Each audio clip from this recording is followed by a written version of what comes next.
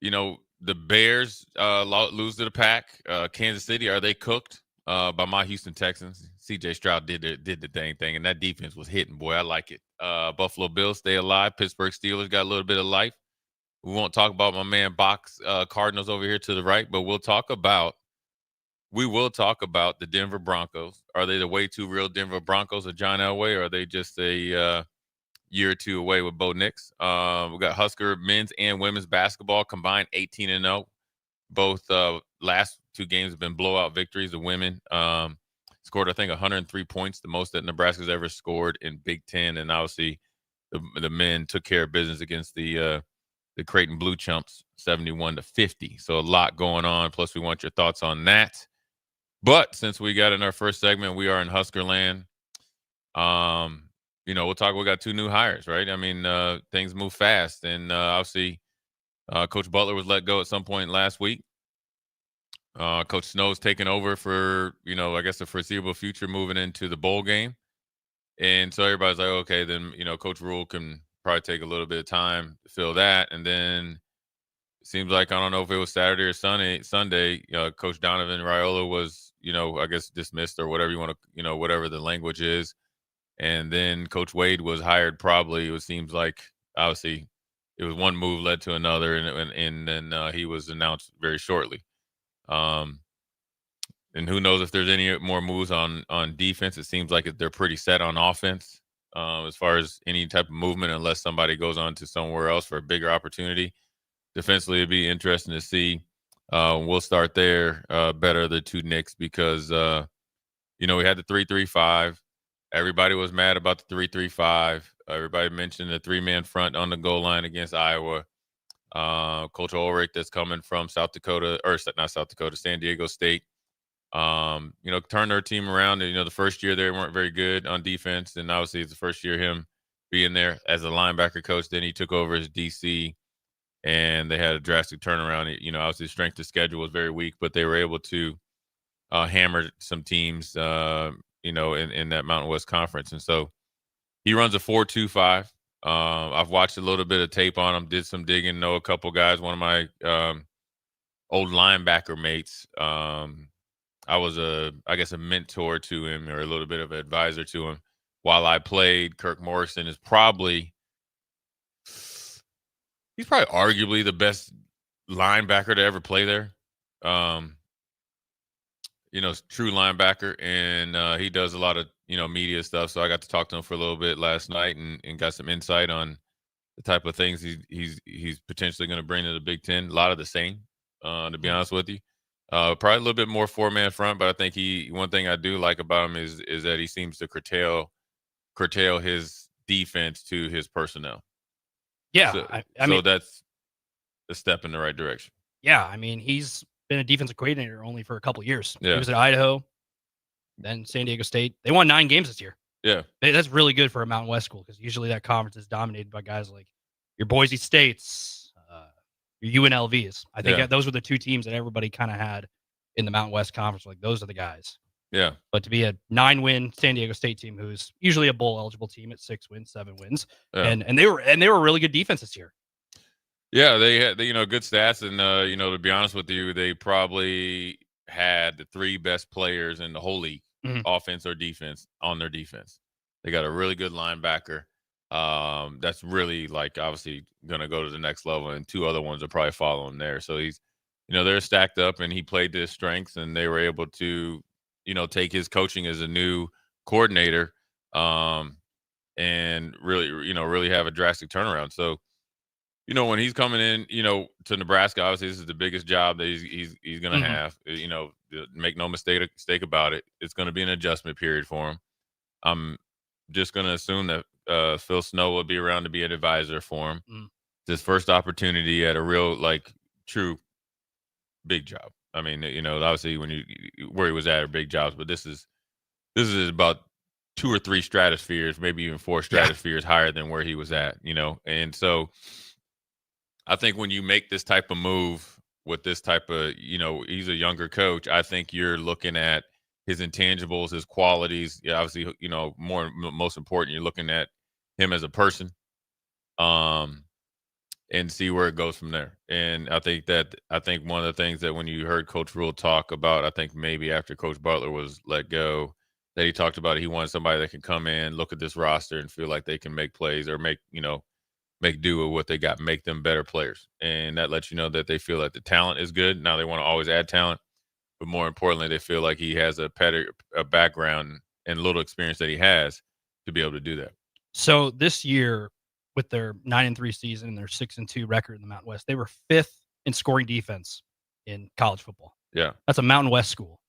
right. You think of the conference, Ashton Genty ran all over most of that conference last year. So it's cool to see that. And they were the number 2 stop rate in FBS football too.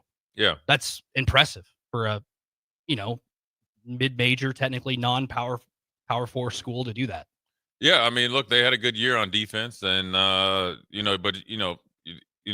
he probably would tell you like we had a really good year on defense, but that's what we should have done. We probably, like I said, they had 3 best players in the whole league on his defense, offense or defense, and obviously special teams included.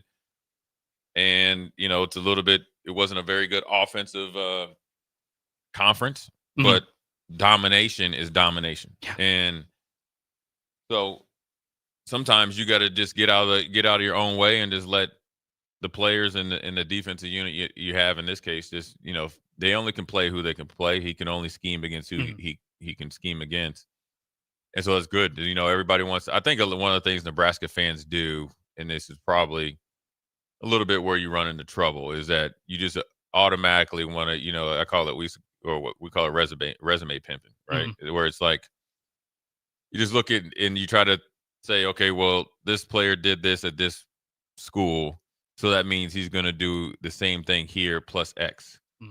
This coach did this here, so yes, and you have to do that to validate the hires.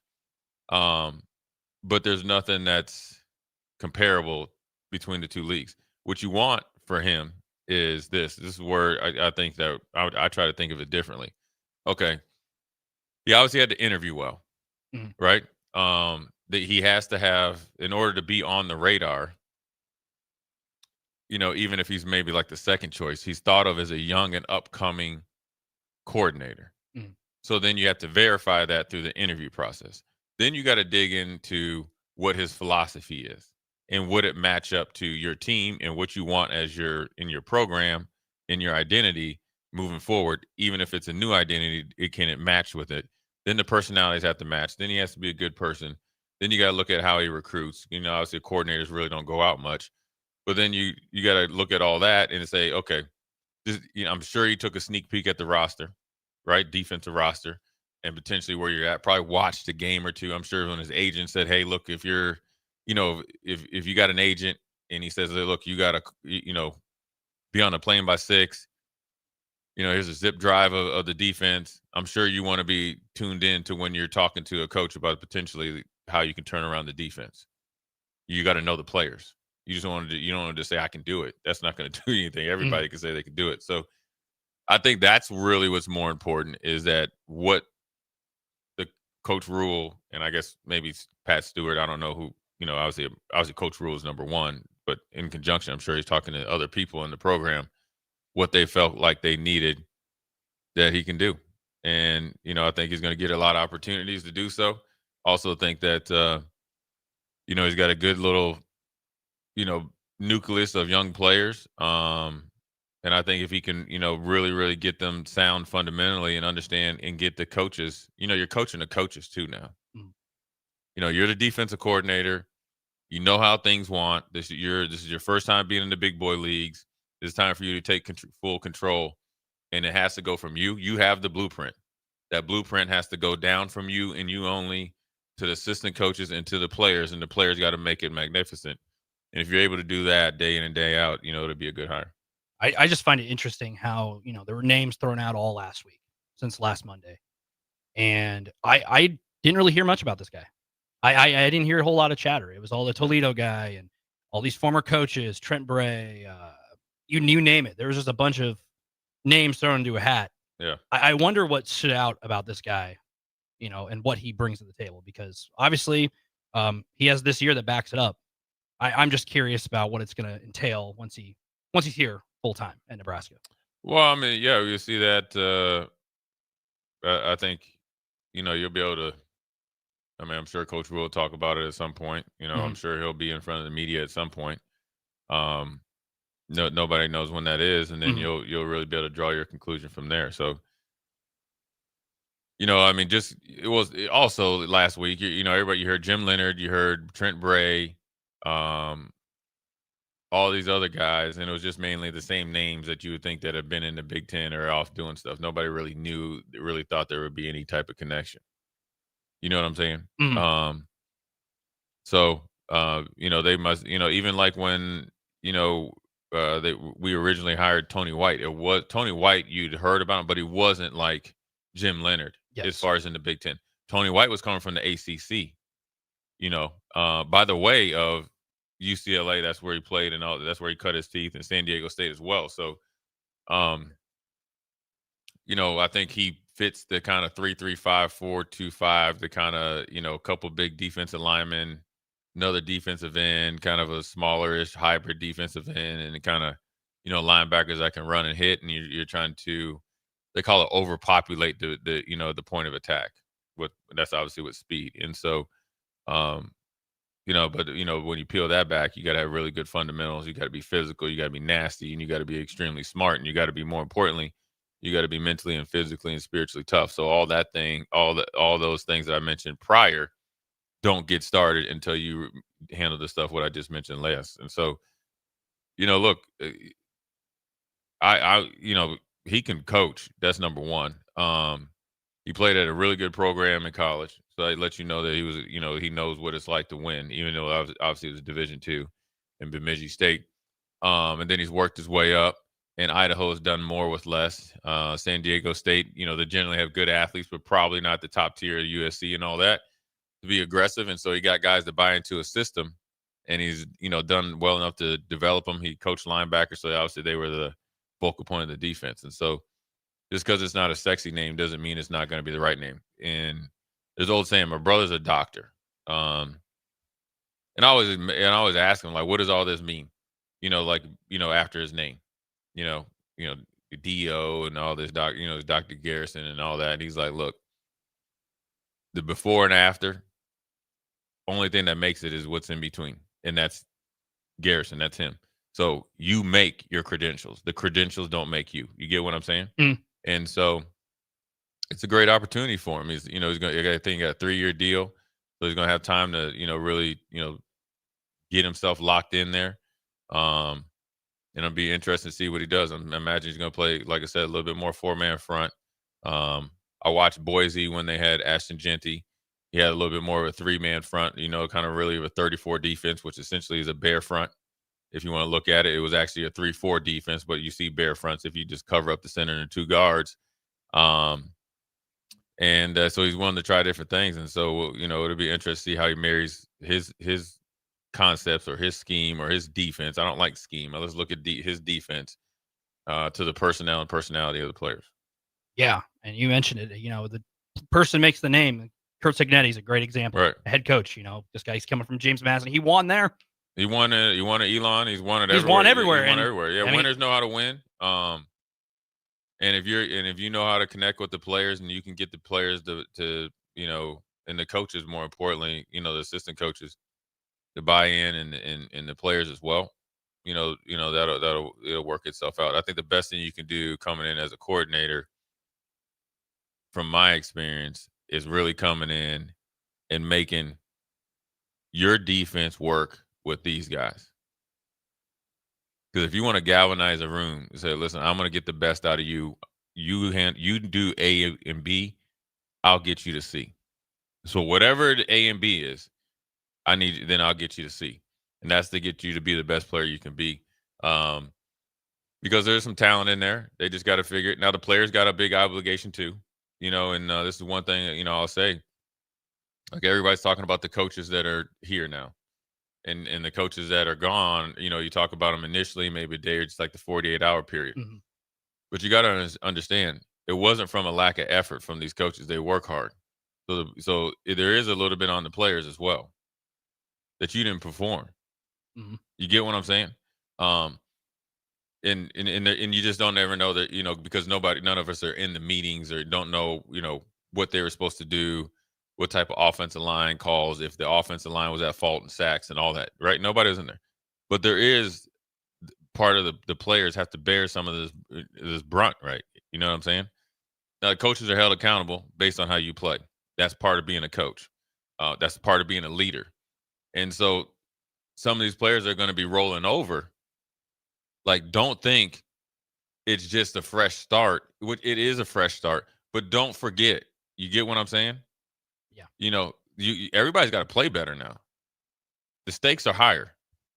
Like when coaches start getting fired, like the stakes become extremely higher, especially if it's at your position. Tighten up. Yeah, I mean, and they've gone through so many coordinators, both on offense and defense, for years now, and it's like you can't afford this guy to just be here for 1 year, and you go. Well, the only way that you want him to be here for 1 year is that you kick enough ass. Yeah, I mean, if you do that, if you do that, he's gone somewhere. He'd probably be a head coach somewhere. Yeah, right. I mean, I doubt it. I mean, why would you go anywhere else to be a coordinator, right? So if he goes on to be a head coach, you're performing well. That's good. That's a good problem. That's a good problem. That's a good problem. It really wasn't a bad problem when Tony White left because he leveled up. After the first year, he was up for coaching opportunities. The next year, the defense played, pretty consistent and decent. Not as good maybe in shock people the first year, but still was pretty good, right? So then he went on to Florida State. He saw a good opportunity. That's not a bad thing. Where you weren't as successful as you like this year's, that's what you want, or that's what you don't want. And for whatever reason, it happened. And so, everybody just need to step it up. I agree. I mean, we talked last week when I was in here, one of my first days here, we talked about which defense works. I kind of dwelled on that and just thought, I don't like switching up because I think it stalls player development.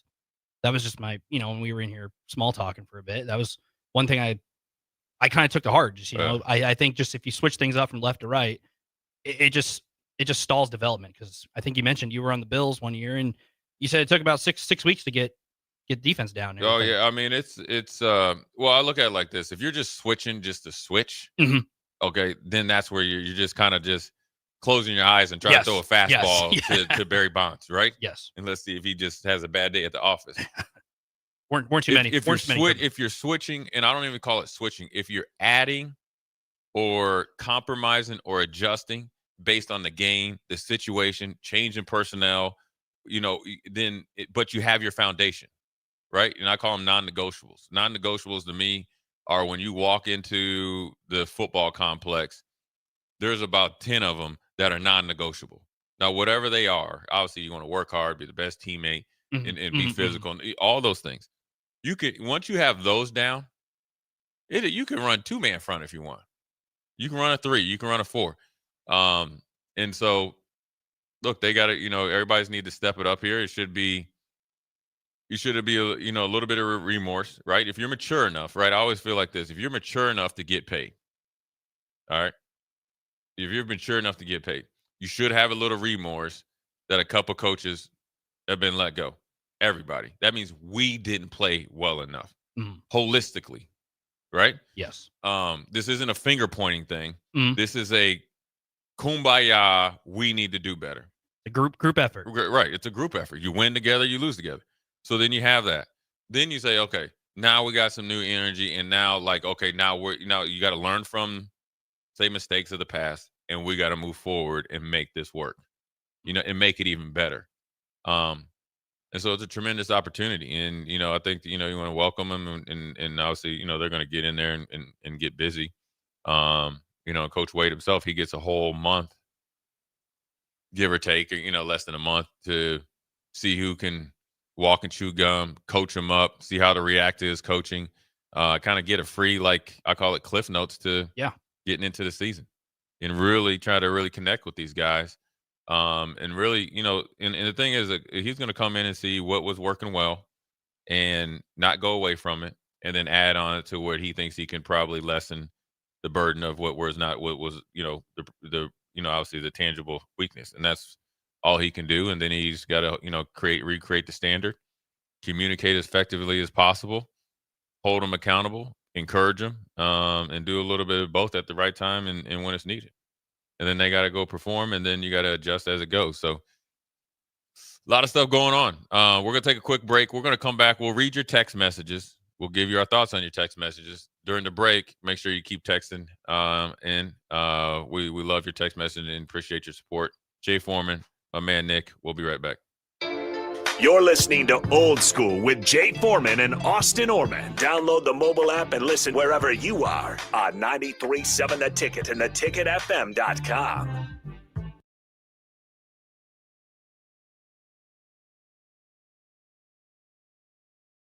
The 2026 Love Nebraska schedule is here. Season 2 features 10 opportunities to catch your home team in Nebraska, with 9 at Baxter Arena and 1 at the Heartland Events Center in Grand Island. More matches means more chances to see your favorite pro volleyball athletes, like Lexi Rodriguez and Jordan Larson. Check out the full schedule by visiting lovbneb.com/schedule. Are you looking for an exciting new way to put your skills to work? Explore new career options in the fintech industry at Currency, a Sandhills global company. We offer full-time positions in financial sales, compliance, operations, and other fields. We also offer a 4.5-day work week, an attractive benefits package, and opportunities for advancement. Put your motivation to work and grow with us at Currency. Visit gocurrency.com/careers to learn more. Is your furnace ready for winter? Call Bryant to perform a thorough check for comfort and peace of mind. 467-1111. Bryant Air Conditioning, Heating, Electrical, and Plumbing. Whatever it takes. This is your year to win way more than bragging rights. At Warhorse Casino, your love of the game could earn you serious cash.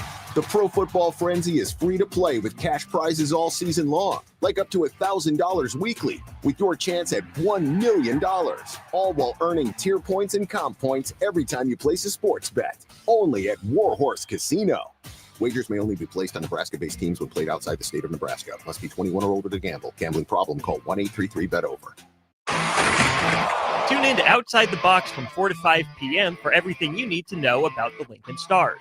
Join head coach Rocky Russo and play-by-play voice Alex Fern as they sit down with special player guests to tell the story of the Lincoln Stars and give you all the news and notes you need from around the USHL. That's Outside the Box with the Lincoln Stars on 93.7 The Ticket and theticketfm.com. Comfort food, but make it vegan. At Rutabagas, they're serving all your crave-worthy classics. Mac and cheese, loaded nachos, Philly cheesesteaks, all 100% plant-powered and 100% delicious. Catch them at their cozy spot at 70th and Vine, or find their food truck rolling through the streets of Lincoln. So whether you're vegan, veg curious, or just hungry for comfort food with a twist, Rutabagas has a plate waiting for you. Find them on Instagram for their food truck location and specials. Rutabagas, where comfort meets compassion. Are you tired of living in pain? At Prairie Orthopedic and Plastic Surgery, they make it simple. From head to toe, spine to extremities, they've got you covered. Their multi-specialty team of experts in orthopedic surgery, plastic surgery, podiatry, physical therapy, and occupational therapy all work under one roof to get you back to living life pain-free. Don't wait another day. Visit prairie-ortho.com today or call them at 402-489-4700. Prairie Orthopedic and Plastic Surgery, where healing begins.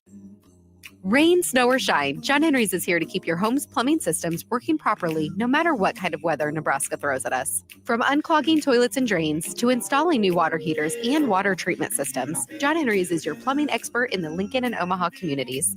Visit us at calljh.com or call John Henry's. 435-5555. John Henry's Plumbing, Heating and Air, and Electrical. At Raising Cane's, we focus on being the best at one thing and getting it right every time. Which is why every chicken finger meal we serve is marinated, hand battered, cooked to order, and made just for you. Quality isn't complicated, and our menu is proof. Raising Cane's chicken fingers, one love. Skip the line and order with our app or online. Hi, Sean Callahan here for Coppell Chevrolet GMC, the #1 fastest growing GMC dealer in the Omaha and Lincoln area. We are going to keep this train rolling in a big way with new half-ton and 4x4 pickup trucks starting at $12,500 off list price or 0% financing. You heard that right, $12,500 off list price or 0% financing. You pick which one works better for you. Please stop on in the dealership and meet the team or check us out at CoppellCars.com. Stock number C280930. All deals with approved credit. For Sean Jackson here for Bauer Infrastructure, a veteran-owned local company proudly serving Lincoln, Lancaster County, and the surrounding areas. Bauer provides quality work at an affordable price, and they're growing rapidly. If you want to experience a career with a fast-paced, family-friendly environment, visit BauerInfrastructure.com. They have top-of-the-line benefits, year-round work, even through the winter. Bauer, usher in the new era of infrastructure to an area near you. And as always, go Big Red! If you're seeking a career with a growing company, Gaina Trucking and Excavating is hiring and looking for additions to their team. Gaina Trucking has a strong team culture, competitive pay, 401ks, and benefits like health, dental, and vision. Drivers are guaranteed 40 hours per week, even in the winter months, and are home every night. Start your career today at Gaina Trucking and Excavating. Apply today at GainaTrucking.com. Back to Old School with Foreman and Orman on 93.7 The Ticket and theticketfm.com.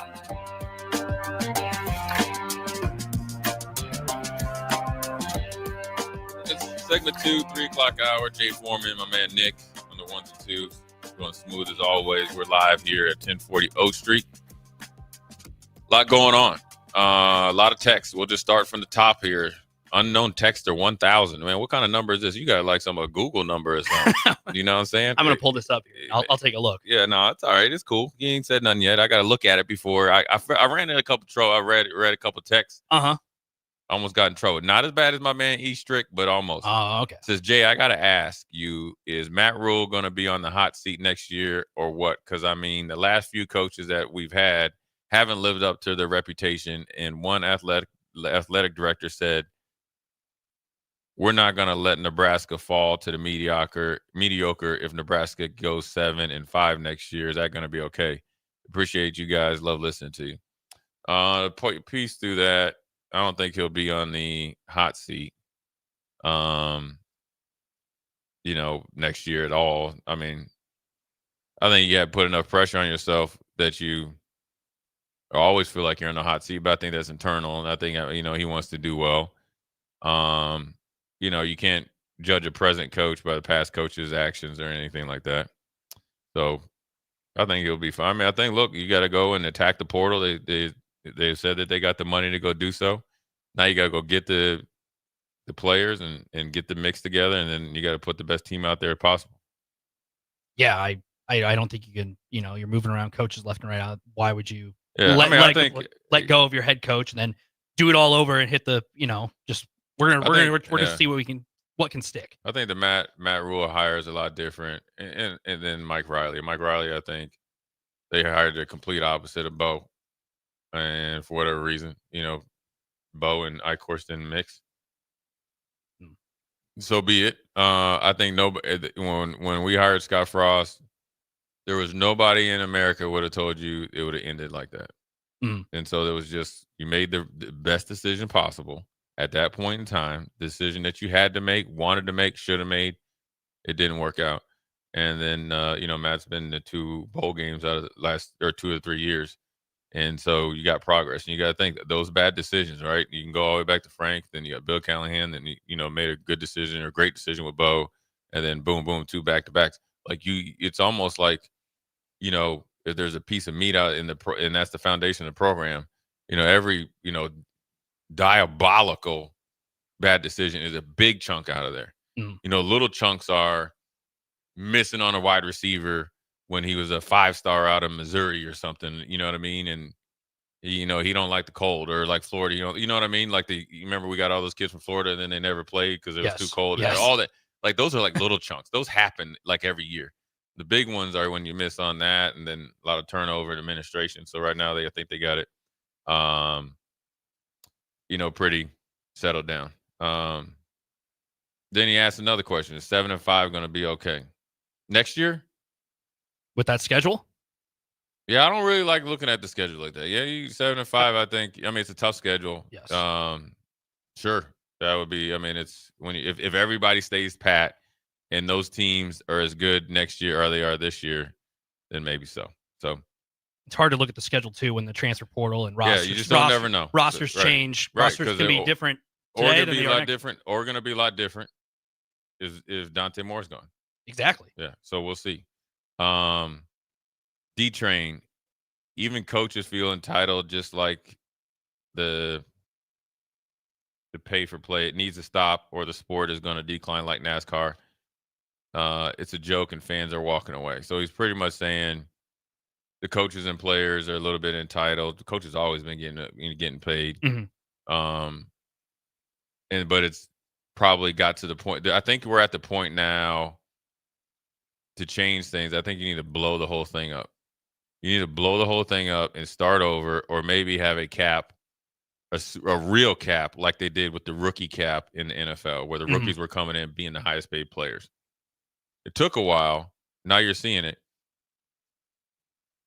A bad showing in this college football playoffs this year by those two group of 5 teams. Yes. That'll get everybody's attention. 100%. Because that'll 100%. double back onto, trying to really get something together and fixed. But I do understand what you mean about NASCAR. NASCAR was right up there. I mean, it's Saturdays and Sundays, that was it. And now it's kind of barely promoted, barely promoted. not You on don't, obviously they had, Jeff Gordon and all that. Yeah, I know a little bit about NASCAR, Daryl Earnhardt and all that. And a man that had the Home Depot with a Tony Stewart. I met him once, those guys, and now they don't have those type of personalities. And obviously, the only name that you really hear about in NASCAR now is Michael Jordan, because he's trying to fight NASCAR so everybody can get an equal piece of the pie, not the races. So you got to be careful of it. I think obviously college football always going to print money, but you have to make sure that you keep it sustainable, because you are stretching everybody's pockets. Then there's a lot of money in America, but dang, $22 million a year, you are just stinging folks. Now you better go in the reserves, because you've been stinging people for so long. But until you put a good product out there and something consistent and reliable, you could run the risk of being like NASCAR or like where baseball is at times, or it had been at times. Yes. So we'll see where it goes. One for you, Nick. 47-38. Want your take on having covered a lot of coaches before. How much do you weigh hiring a DC that has Power 4 experience versus someone with less experience? So he's asking me, like, if we hired somebody, Nebraska hires somebody from Oklahoma State or something like that versus hiring a James Madison. I don't think it just has to be the right fit, I think, because, guys get hired from, smaller schools and make their way up. That's just life in any sport. You see it in college basketball, you see it in college football.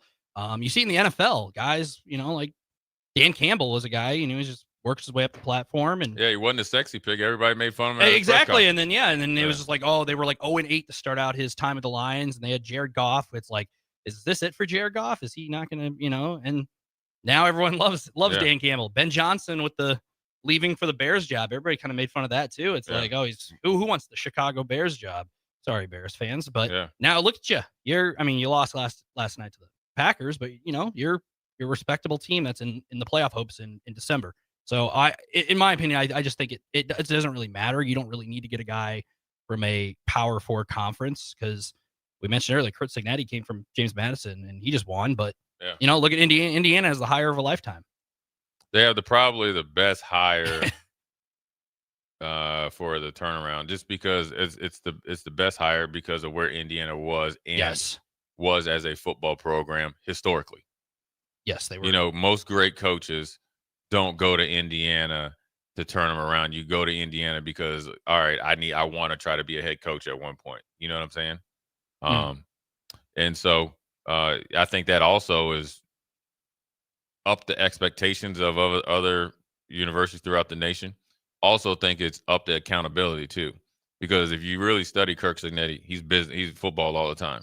It's very efficient, very short. It's football all the time.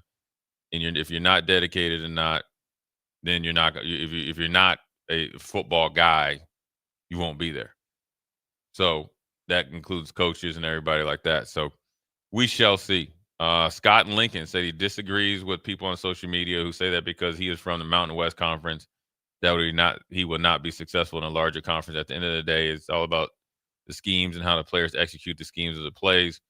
I would tend to think that we have better athletes at the University of Nebraska to where if you're calling the right play, probably what he's saying, and being put in the right position by your coaches, that you should be able to succeed and be successful. That's 100% right. I mean, look, if you go back and study all the coaches, where they started their coaching career, Kirk Cignetti is obviously the one now. All these guys, that's just, you start somewhere, then you get an opportunity.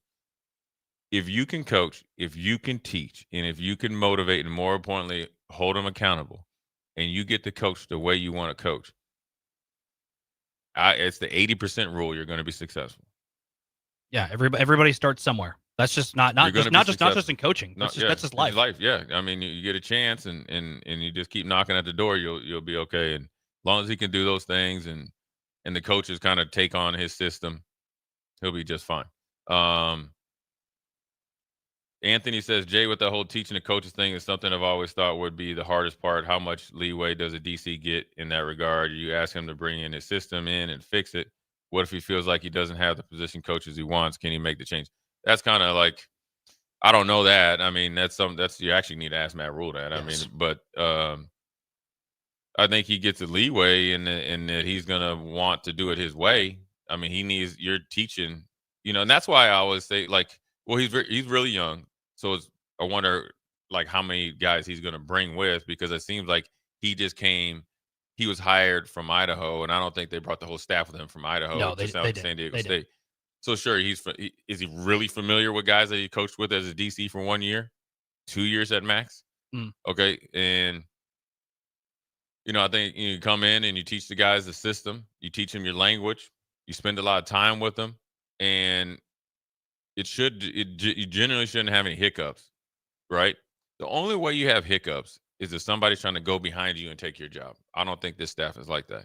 Now, what you have to do is make sure you're learning, the players are learning, and there's always a streamline in communication, because as a defensive coordinator, you are the overlord of teaching this system that you're bringing in.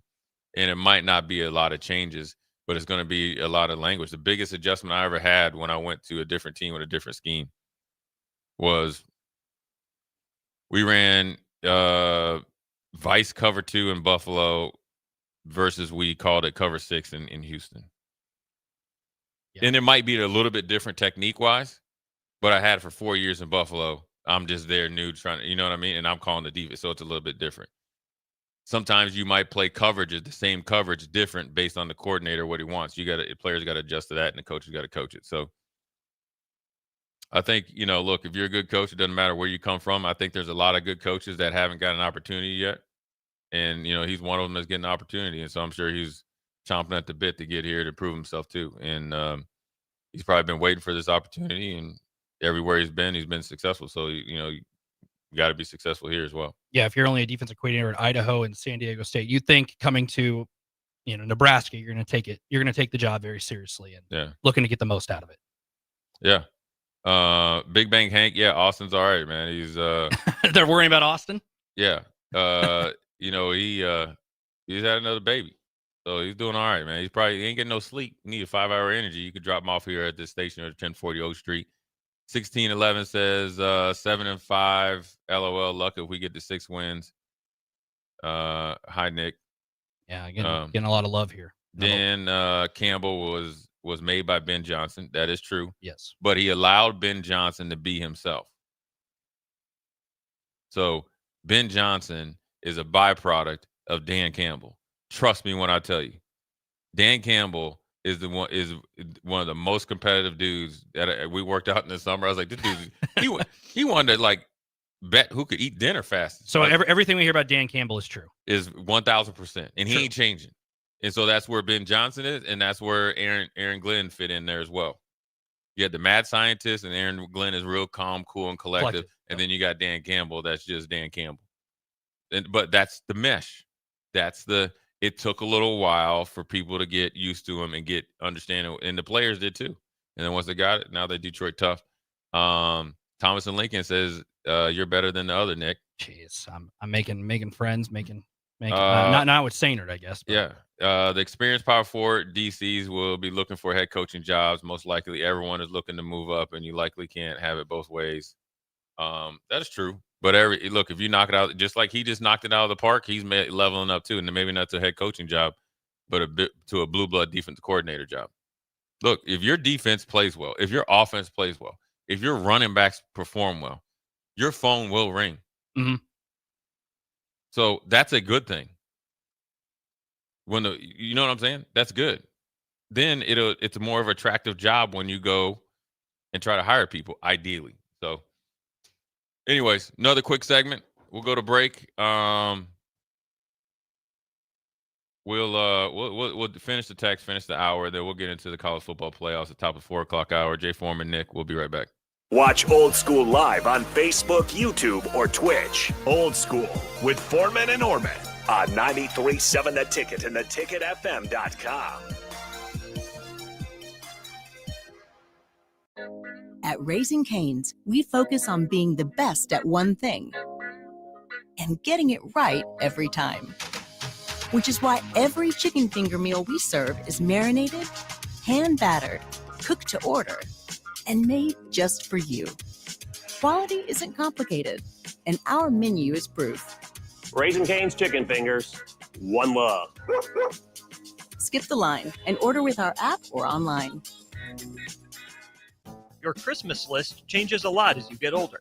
Dreams of video games, remote-controlled cars, and baseball gloves turn into dreams of shoes. You know, practical things. Brown's Shoe Fit is the king of shoes in Lincoln, with brands like Sorel, UGG, Brooks, Hoka, and more to make you fashionable and comfortable. Grab a new Ridge wallet or buy 3 get 1 free on Smart Wool socks for the ultimate stocking stuffer. And don't forget a reliable gift card for that hard-to-buy-for person in your life. Brown's Shoe Fit at 66th and Q in Lincoln. This is your year to win way more than bragging rights. At Warhorse Casino, your love of the game could earn you serious cash. The Pro Football Frenzy is free to play with cash prizes all season long, like up to $1,000 weekly, with your chance at $1 million, all while earning tier points and comp points every time you place a sports bet. Only at Warhorse Casino. Wagers may only be placed on Nebraska-based teams when played outside the state of Nebraska. Must be 21 or older to gamble. Gambling problem? Call 1-833-BET-OVER. Here at Midwest Bank, we want to thank all the generous donors who helped us make our 2025 turkey dinner for schools a success. Thanks to the generosity, we raised enough money to provide 191 families across 6 different schools in Lincoln with a full Thanksgiving meal. With your support, we've made Thanksgiving Day for these families a little brighter. We want to wish everyone a healthy and happy Thanksgiving. Your community, your bank, Midwest Bank, member FDIC. A lot of businesses say they're family focused, but when tough situations in life arise, the business wants anything but your best interests. James Enterprise Incorporated is hiring, and they will always treat their employees like family, just as they do their customers. James Enterprise Incorporated is hiring Class A and B CDL drivers, a shop tech, and a diesel mechanic. If you're looking for a career with a company that goes above and beyond to value you and your family, apply today at jamesenterpriseinc.com or call 402-432-6740. Rain, snow, or shine, John Henry's is here to keep your home's plumbing systems working properly no matter what kind of weather Nebraska throws at us. From unclogging toilets and drains to installing new water heaters and water treatment systems, John Henry's is your plumbing expert in the Lincoln and Omaha communities. Visit us at calljh.com or call John Henry's.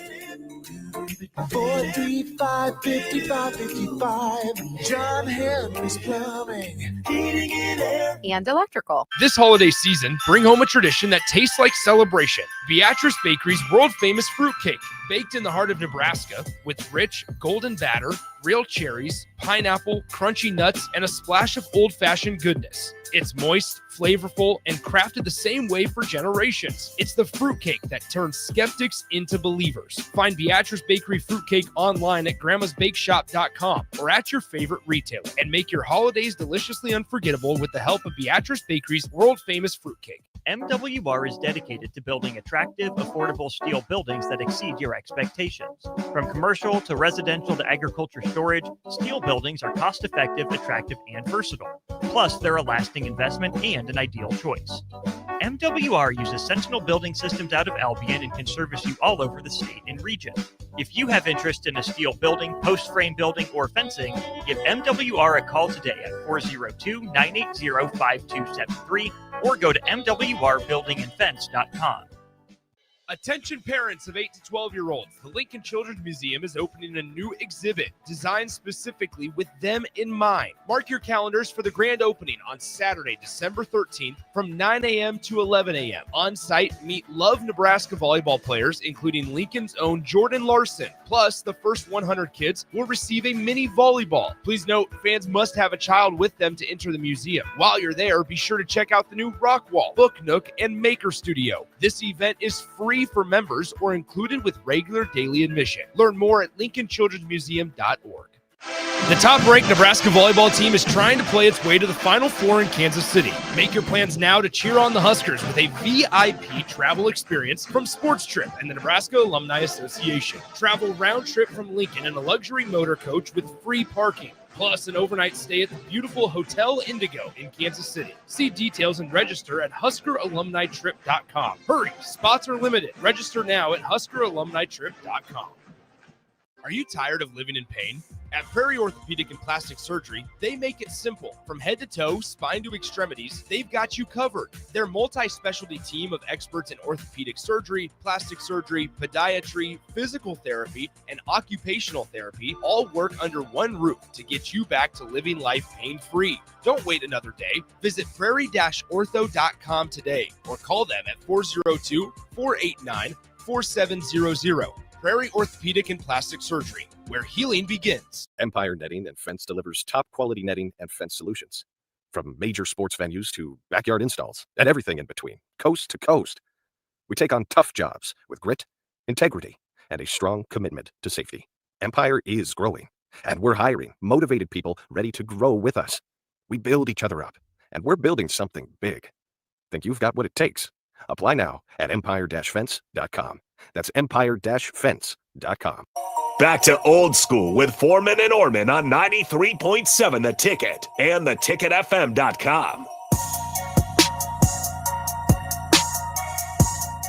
What up, we're back. Jay Foreman, my man Nick on the ones and twos. Quick segment here before we get to the 4 o'clock hour. We'll talk about the outcry. We'll talk about from the college football playoffs and the 12 that got in. We'll talk about the bowl games. Obviously, Nebraska's going to Las Vegas against Utah. I want to ask you, Nick, real quick. Playing those Utah Utes, man. Number 15 team. Yeah, it's a big opportunity. Really big opportunity. In Vegas, too. Yeah. New Year's Eve, Vegas. You got to stay focused. You got to stay focused in Vegas, man. It's a very big opportunity. They're one of the best rushing offenses in college football. Devin Dampierre, I remember watching him at New Mexico last year. Now, when he went to Utah, I was like, well, that's a great get for that program. Yeah. And it's Utah's just been Utah. And they're really good at running. I think Navy is the only team that's better rushing offense than them so far, statistically, in college football. Yeah, I think I'm going to try to text DP to get him because he's a Utah Ute. Really? Oh, he loves Utah. He loves Utah. So Kyle Whimmingham's been there for. We got to ask DP. Who do you like more, Utah or BYU? Do you like BYU too? I don't know. He likes Utah, so you can't like them, but you cannot like them both. That is a rule. That is a rule. We gotta ask. I think he's a Utah Ute, but we gotta get clarification. I mean, you can't pick sides. If you pick one, you gotta rock. You gotta rock with one of them. Yeah, we'll have to text him, see if we can bring him out of the bullpen for the 4 o'clock hour and so forth and so on. Old School. Jay Foreman, Nick. We'll take a quick break. Come back. See if we can get the Utah, the governor. The via Nebraska of Utah, the Utah DP to come in and give his thoughts on the college football playoffs, college coaches leaving, Penn State hiring, and then who got in, who didn't, and we'll ask him if he feels sorry for Notre Dame because they didn't get in. Jay Foreman, Nick, Old School. We'll be right back. You're listening to Old School with Jay Foreman and Austin Orman. Download the mobile app and listen wherever you are on 93.7 The Ticket and theticketfm.com.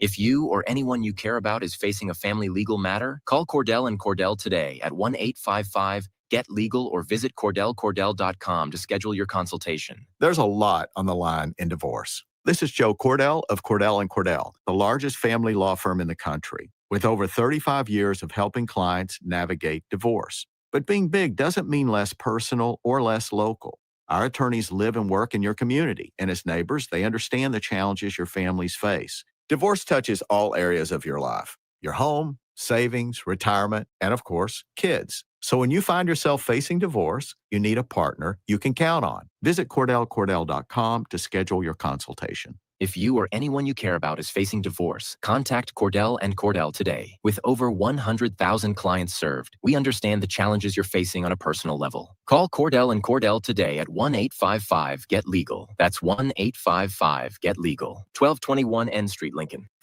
This is Lincoln's home for sports talk on the FM dial. Also online at theticketfm.com. On the internet, KNTK FM Firth, 93.7 The Ticket. MWR is dedicated to building attractive, affordable steel buildings that exceed your expectations. From commercial to residential to agriculture storage, steel buildings are cost-effective, attractive, and versatile. Plus, they're a lasting investment and an ideal choice. MWR uses Sentinel Building Systems out of Albion and can service you all over the state and region. If you have interest in a steel building, post-frame building, or fencing, give MWR a call today at 402-980-5273 or go to mwrbuildingandfence.com. Rico here with HIS Auto Care at 70th and Van Dorn, letting you know HIS is a great place to bring your vehicle for service. With superior service bumper to bumper, we'll treat your vehicle like it's your mother's. It doesn't get any better than that. So call 402-488-8934 and HIS Auto will make you glad you did. 5% off, mention this ad, and for sure your mother will be proud you called. 402-488-8934, HIS Auto Care, 70th and Van Dorn. God bless you. Comfort food, but make it vegan. At Rutabagas, they're serving all your crave-worthy classics. Mac and cheese, loaded nachos, Philly cheesesteaks, all 100% plant-powered and 100% delicious. Catch them at their cozy spot at 70th and Vine or find their food truck rolling through the streets of Lincoln. So whether you're vegan, veg curious, or just hungry for comfort food with a twist, Rutabagas has a plate waiting for you. Find them on Instagram for their food truck location and specials. Rutabagas, where comfort meets compassion. A lot of businesses say they're family focused, but when tough situations in life arise, the business wants anything but your best interests. James Enterprise Incorporated is hiring and they will always treat their employees like family, just as they do their customers. James Enterprise Incorporated is hiring Class A and B CDL drivers, a shop tech, and a diesel mechanic. If you're looking for a career with a company that goes above and beyond to value you and your family, apply today at jamesenterpriseinc.com or call 402-432-6740. If you are a business owner, I want you to think about the amount of time you've spent worrying about safety and security. Lincoln's own experts at Diode Technologies design custom solutions for security, communication, and so much more. From automated security to secure video conferencing, their team sits down with you to get to know you and what your business needs. Manage your operations and get notified when there is suspicious activity. Save time and cut back on stress. Diode Tech always keeps you in the know. Contact them today at 402-793-5124. The top-ranked Nebraska volleyball team is trying to play its way to the Final Four in Kansas City. Make your plans now to cheer on the Huskers with a VIP travel experience from Sports Trip and the Nebraska Alumni Association. Travel round trip from Lincoln in a luxury motor coach with free parking, plus an overnight stay at the beautiful Hotel Indigo in Kansas City. See details and register at HuskerAlumniTrip.com. Hurry, spots are limited. Register now at HuskerAlumniTrip.com. Attention parents of 8 to 12-year-olds, the Lincoln Children's Museum is opening a new exhibit designed specifically with them in mind. Mark your calendars for the grand opening on Saturday, December 13th from 9 a.m. to 11 a.m. On site, meet Love Nebraska volleyball players, including Lincoln's own Jordan Larson. Plus, the first 100 kids will receive a mini volleyball. Please note, fans must have a child with them to enter the museum. While you're there, be sure to check out the new Rock Wall, Book Nook, and Maker Studio. This event is free for members or included with regular daily admission. Learn more at lincolnchildrensmuseum.org. This holiday season, bring home a tradition that tastes like celebration. Beatrice Bakery's world-famous fruitcake, baked in the heart of Nebraska with rich, golden batter, real cherries, pineapple, crunchy nuts, and a splash of old-fashioned goodness. It's moist, flavorful, and crafted the same way for generations. It's the fruitcake that turns skeptics into believers. Find Beatrice Bakery Fruitcake online at grandmasbakeshop.com or at your favorite retailer, and make your holidays deliciously unforgettable with the help of Beatrice Bakery's world-famous fruitcake. This holiday season, give the gift of good taste with a gift card from Valentino's. During double discount days, double your discount from $5 to $10 free with a $50 gift card purchase. Valentino's handcrafted pizza has been a family favorite for generations, and our gift cards make the perfect holiday gift. And right now, during gift card double discount days, when you buy $50 in gift cards, get a $10 gift card free. Happy holidays from Valentino's. Hi, Sean Callahan here for Coppell Chevrolet GMC, the #1 fastest growing GMC dealer in the Omaha and Lincoln area. We are going to keep this train rolling in a big way with new half-ton and 4x4 pickup trucks starting at $12,500 off list price or 0% financing. You heard that right, $12,500 off list price or 0% financing. You pick which one works better for you. Please stop on in the dealership and meet the team or check us out at coppellcars.com. Stock number C280930. All deals with approved credit. When it comes to concrete, Stevens & Smith Construction doesn't stall. They go for the takedown. As Nebraska's full-service concrete contractor, they stay in bounds, hold inside position, and never forfeit quality. Whether it's foundations, flatwork, or concrete coatings, they elevate performance and pin down results that win every time. Stevens & Smith Construction is a proud sponsor of Takedown Tuesdays on 93.7 The Ticket. Because when it's time to wrestle with concrete, Stevens & Smith Construction slams expectations. Coming at you live from the heart of Lincoln, America. This is Old School, sponsored by the Mercado by Certified Piedmontese. Nebraska Football Hall of Famer Jay Foreman and Austin Orman. Old School with Foreman and Orman on 93.7 The Ticket and theticketfm.com. What up, 4 o'clock hour? Jay Foreman, my man Harrison from the bullpen. And to my left is the OG from Old School, DP. We're coming at you live, 1040 O Street, with a lot of stuff. DP, we covered the new coaching hires. Obviously, it was chaos this weekend and just in all sports. What new coaches? Where? Who? Why haven't I heard about this? Yeah, we talked about it, what it means. I always said that my biggest point was this, like, I know in the locker room, you know, sometimes your immature mind could be like, okay, this guy's you got a new coach. It's fixed. It just because you got a new coach, but you can't. You gotta be remorseful because you know this. You've been around the business. Coaches got families. They got to go relocate, get new schools, and all that. But you got to take accountability. The whole team is part of the reason why coaches get let go. I heard the funniest thing this morning. It was hilarious to me. Jay, you will appreciate this. You will get this. He goes, it's kind of like all of college athletics got a new stepdaddy. Yeah. He said, you sitting at home, minding your business. You got rules you got to work from. You know, you got a schedule. Yeah. You know what's on the menu. You know what they feed you. All of a sudden, mom come home and there's a new uncle. Yeah. There's a new uncle. Yeah. There's some new rules. Yeah, and just sometimes you might not like those rules, so you got to be careful what you what we doing, Mom? Yeah, what you doing. What we doing? But it's an opportunity to get right. It's an opportunity to get right, boy. You better get right quick. Don't you mess this up for us. Yeah. Right. We in this together. That's I think if I took over rules, this is what we got to do. It's not about what you get paid. It's so we all get paid. This is it's actually an NFL model. I'll never forget when I was a rookie. We had a coach named Bill Bradley. He was a really good safety from Texas, really good player, really good coach too. And he'd always had this dip in his mouth. And when he get mad, he'd do this thing with his hand. He's like, "You about to get me fired?" He's like, "You gonna get me fired? You gonna get me divorced? Because my wife's gonna be mad. She likes Buffalo." I was laughing. I said, "Boy, you better tighten up because if it comes down to him getting fired and you getting cut, you gone."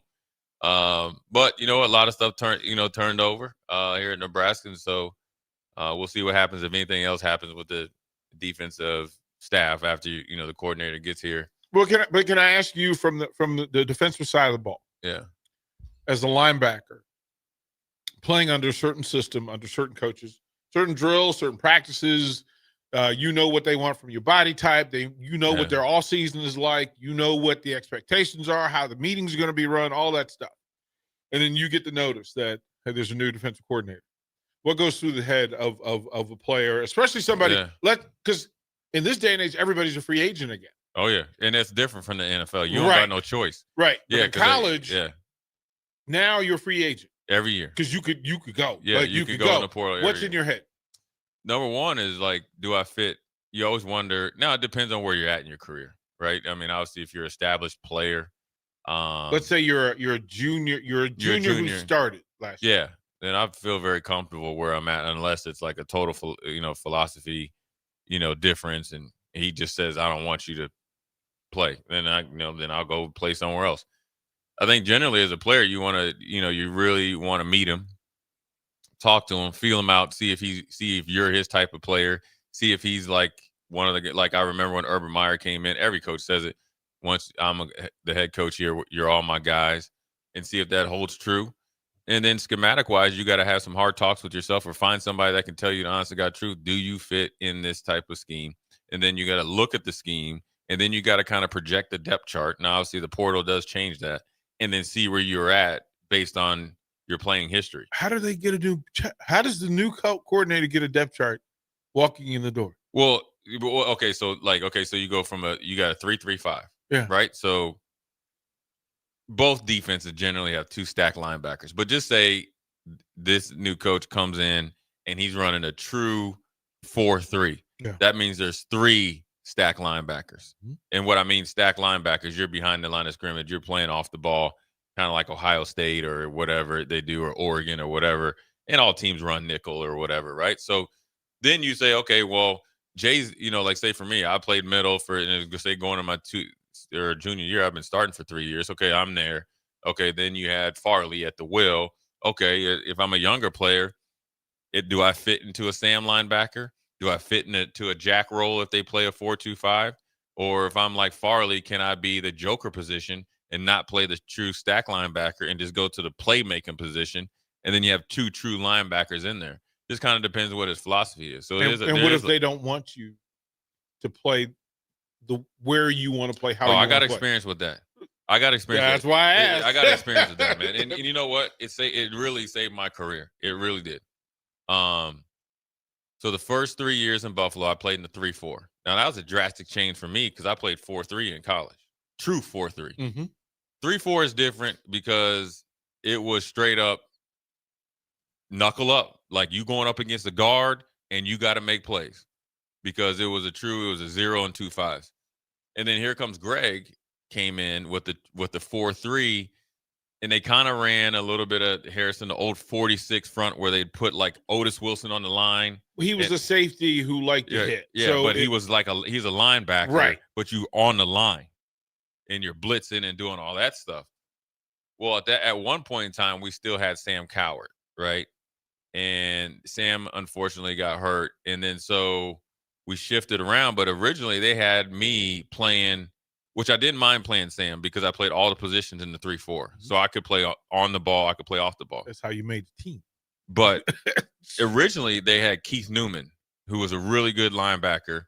We were actually in the same draft class, and he played strong side 3-4 outside linebacker, and I was on the weak side. They had me behind him. So you have 2 guys. It's like having 2 freshmen backing each other, one starting and backing them up. And I'm like, hold on. Like, hey, brother got to get paid, And so I talked to my agent, and he talked to the GM, and then I had met with Jerry Gray and Greg just real briefly. And I said, hey, put me, I need to, play Will. And it worked out really well because I was able to play Will and then take off from there. I always find it interesting. But you can get lost there, though. Well, the fact that the transition of how this thing works, how it worked 3 years ago versus now. Yeah. And that freshmen sometimes will choose a program or a school because of the coach. Yeah. And then you make that decision to change, not recognizing that when you make that change, you're literally causing chaos. Right. Then it becomes the established players. Well, do they feel safe? Because you know what? Maybe they know that dude behind me is actually better than I am. Right. Right. Because that happens, right? Right. That I'm just out here because I'm the coach's favorite. Yeah. But how do you build the depth chart in a transfer portal era at Nebraska? How do you go through? Because that means you got to watch all the tape. Yeah. You may or may not. You may or may not want the coaches in that group in your room. You may decide, you know what? I maybe I want a different linebacker coach. Yeah. Like that. That's also. So do you listen to him because he has the most tape? Yeah. And he has the first year, obviously he's a younger coordinator, so I can't speak for him, but just going off of, was he 38 years old or something, 36, 38 years old, very young, but that doesn't mean he has knowledge. He played linebacker, so he knows, a little bit about, every level. The first year is hard to kind of come in and start clipping people, in my opinion. So they know the guys better. I'm not a big believer, especially, since he's a young coordinator. It's like, okay, who can you bring with? You're just new in the game anyways, versus if you're 50-something, you've been, pretty well traveled. But that doesn't mean he doesn't have people that he feels comfortable with. But the coaches now know the players better than him. You got to watch your tape. You got to probably really articulate your body types or what skill set. Forget the body types at this point. Okay. What skill point? What do you need from your middle linebacker? What do you need from your will linebacker? What do you need from your strong side defensive end? What you need from your open side defensive end? What do you need from your nose and your tackle and everything else? And then they can kind of come back and give you a list. Okay, this is where you're at. Do you have it? Like, do we have this in the cupboard? Do we or not? But also, I think part of the thing is that you got to feel that just on the assumption of what Coach Rule said when Coach Butler was let go versus him being hired, that he can make chicken salad out of any chicken here. Mm-hmm. So that's not even just go get me guys and I'll make it work. It's kind of, and so it's like the old Dom Capers. Sometimes we ran base 3-4. Sometimes we ran like Blitzburg. Sometimes we played 4-3 fronts. It was just kind of based on who we had. And who you were playing. And who we were playing and how we were actually playing. And so that's where you want from any coaches, just take the guys and make the most of them, because now you can look at talent on a roster. It's great. Ohio State, obviously, and they have a different roster than the majority of the people. But really, when you get out of that 1%, it's the 99% of the guys have about the same roster, right, as far as talent-wise. Now, depth is an issue at certain other places. But, when you're, lack of depth at, I can't even say like a lower end power, FBS school. Well, that different. Is the difference. Is that it's the depth, but where you really need to cook at is like, okay, if you take say from 16 the top 16 teams, just put them over here, right? And you can even throw a couple magical years in there. Yeah. So 18 to even 56. Okay. So you're all about the same. So then forget the rankings, forget all that stuff, because you've seen obviously in Indiana and other places, Northwestern, that if you just get the culture right, which they have over there, but get the guys and the guys have to buy into it, that we have to like literally work in the dark. When the lights come on, it's really, really special, because we just saw it this last weekend. So the top 8 players on a roster is the difference between the 4 teams that don't have to play next, right? The 4 teams, about 8 to 10, right? Maybe 12, right? Because those guys are multipliers. Okay, here's a great point by you.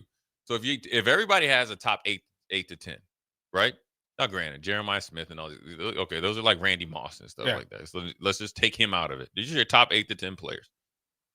Those guys that are missing or not playing in the first college football playoff game, those guys are probably multipliers by 6.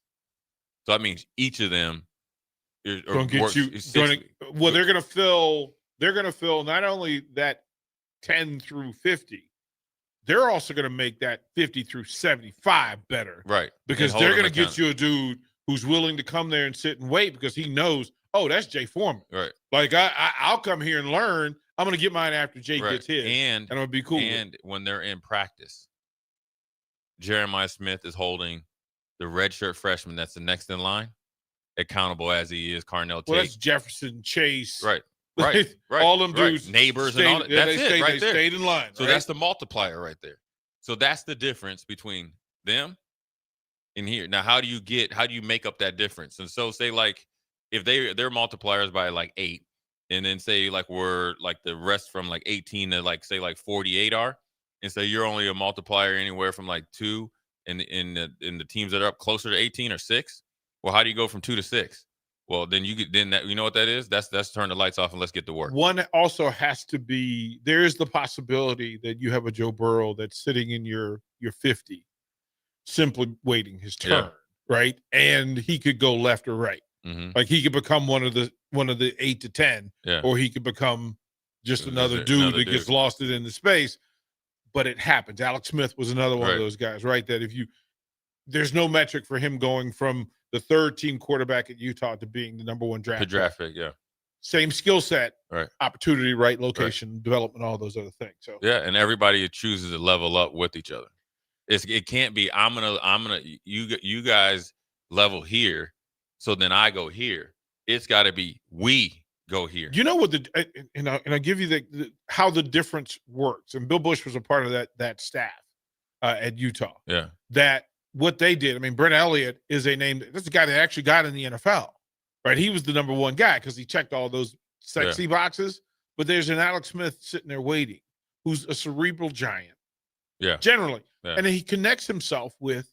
He goes in and it's Jordan Gross who ends up being right. Who's the legitimate shut down tackle, and he goes, okay, explain to me what you're thinking so I understand. Yeah, and you go, oh, and then you know who he's throwing to in the offseason? Steve Smith. Yeah. Right? Who's feeding into him. Right. Because Alex Smith is willing to go and throw 200 more balls than Brett Elliott. Yeah. It happens that way. I mean, it's the rep count. I always talk about it from Lincoln to Omaha and what they do in the offseason versus here. That's when you get out in the game. It's just like they look just different. And, so that's where, whoever comes in, obviously, in coaches, you have a great opportunity here if you have that type of mindset. It's got to be process oriented. There is not, my analogy is this, right? Like I grew up watching, obviously everybody watched Rocky. So you saw Rocky 1 and Rocky 2, right? He's out there chasing chickens. He got holy sweats and all that stuff. And I know everybody saw Bob, you weren't here when Bob Diaco wore the Rocky. He had his sweatpants up to here and did it like Rocky. He did. There's pictures of it on the internet. He did a lot. Yeah. But after he became champ, when he was getting ready to fight Clubber Lang, it was a show. Champagne. Right? And then what he had to do, he got beat, and then he had to go right back to work and get it out of blood, sweat, and tears. And that's where you got to get to. That's how you multiply. Because when you're competing in everything that you do, right? If us 3 are running sprints and we're all linebacker mates, and I don't want to lose to you, that just becomes a way of life. So when we're in practice and we're getting our grades after practice or in the games, I don't get my own individual grade sheet. We get our grade sheet. But I also, if I'm chasing you, if I can't be beat by you, I can't just work when you're working.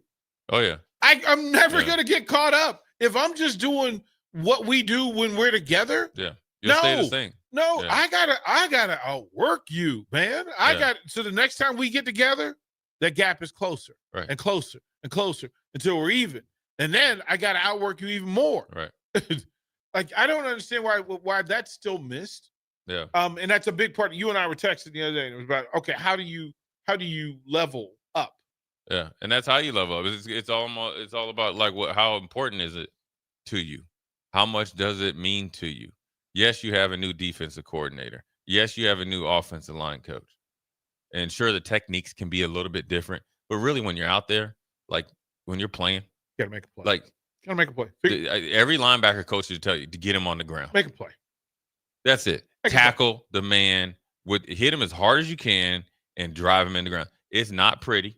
If you watch the NFL football, you watched, except for the Chiefs, they probably had the best form tackling last night. Oh, they were special. Yeah, it was both teams. Oh, goodness. Defenses got busy, but generally you want to get them on the ground. You want to block the man any way possible. It doesn't have to look pretty. Just get the job done. And obviously you want to go back and refine your skills. And so when you get into pressure situations, that's where your fundamentals start to come out. And so that's what you have to do if you want to be the best that you can be.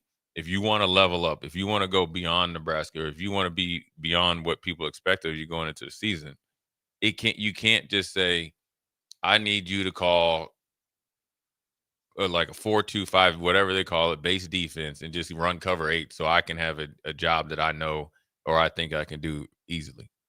It takes a lot of time, man, and it takes a lot of sacrifice. There's a reason why some guys make it, some guys don't. Some guys got a lot of talent, and they talk about opportunity versus what the opportunity they didn't take advantage of. Yeah, and I can't ask you to want to work harder. Like I really can't. I really can't. As a coach, Harrison and I have this conversation all the time. One of my favorite things about Harrison is that he shows up even because he thinks he's needed, and he knows he's needed. Yeah. Right. So he does the work. So when chaos happens, Harrison's got an answer. Yeah. You know what? He's got more reps than everybody else. He's been in the fire. He's dealt with more intangibles. Ain't no new surprises for Harrison. Yeah. I wish you find more people Yeah. who want to work. Yeah. Sports is the very same way. Academically, it's the same way. Show me the people that want to work hard simply because it's the right thing to do.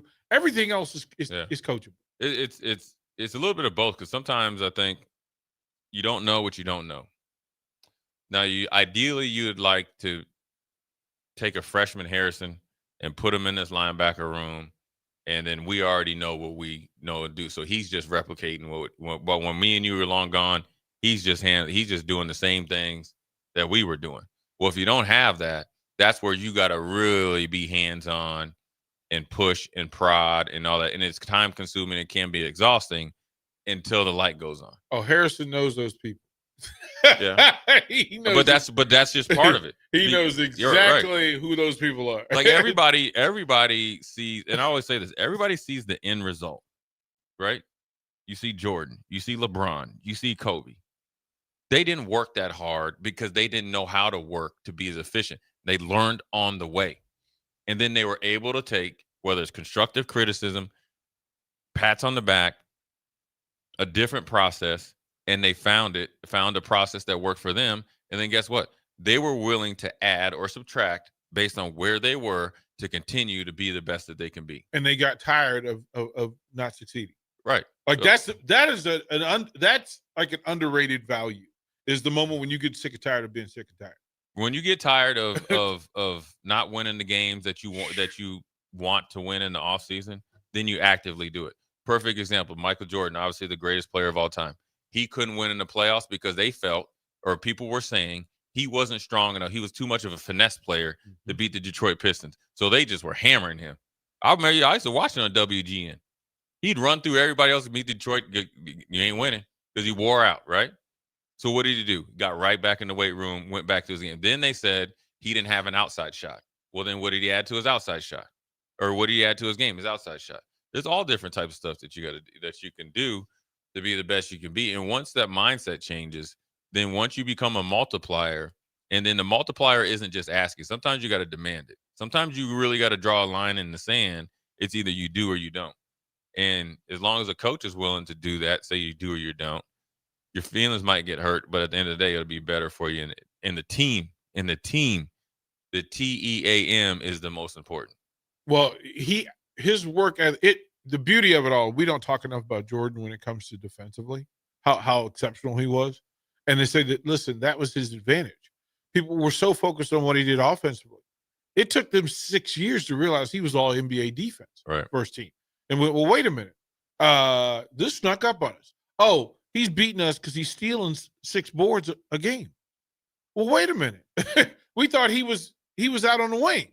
No, sometimes 5 critical possessions a game, he went and got the ball his dang self. Yeah. And said, no, I got this. Let's make it work.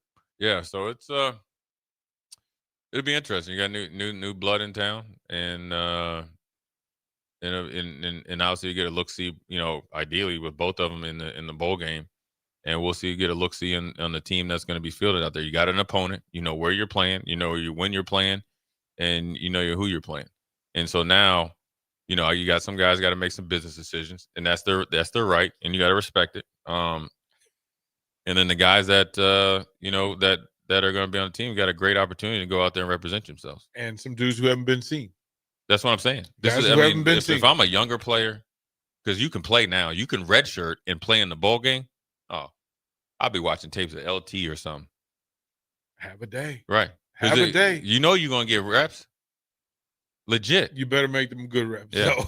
Yeah, especially on defense. Here they come. Hey, Here on they defense, come. if you wasn't taking notes, you better get on TikTok and figure out how to be the best note taker. I'll be at the front of the class. They were like, "What happened to him? We gotta do decor day. I'm tightening it up. Tighten up. Nothing. Yeah. And eat well over the next couple of weeks. Hey, I'll be doing it all. Anyways, we'll take a quick break. Come back. Jay Foreman, DP. We'll ask you, DP, his thoughts on Indiana. I got some thoughts on that. Yeah. Thoughts on Notre Dame.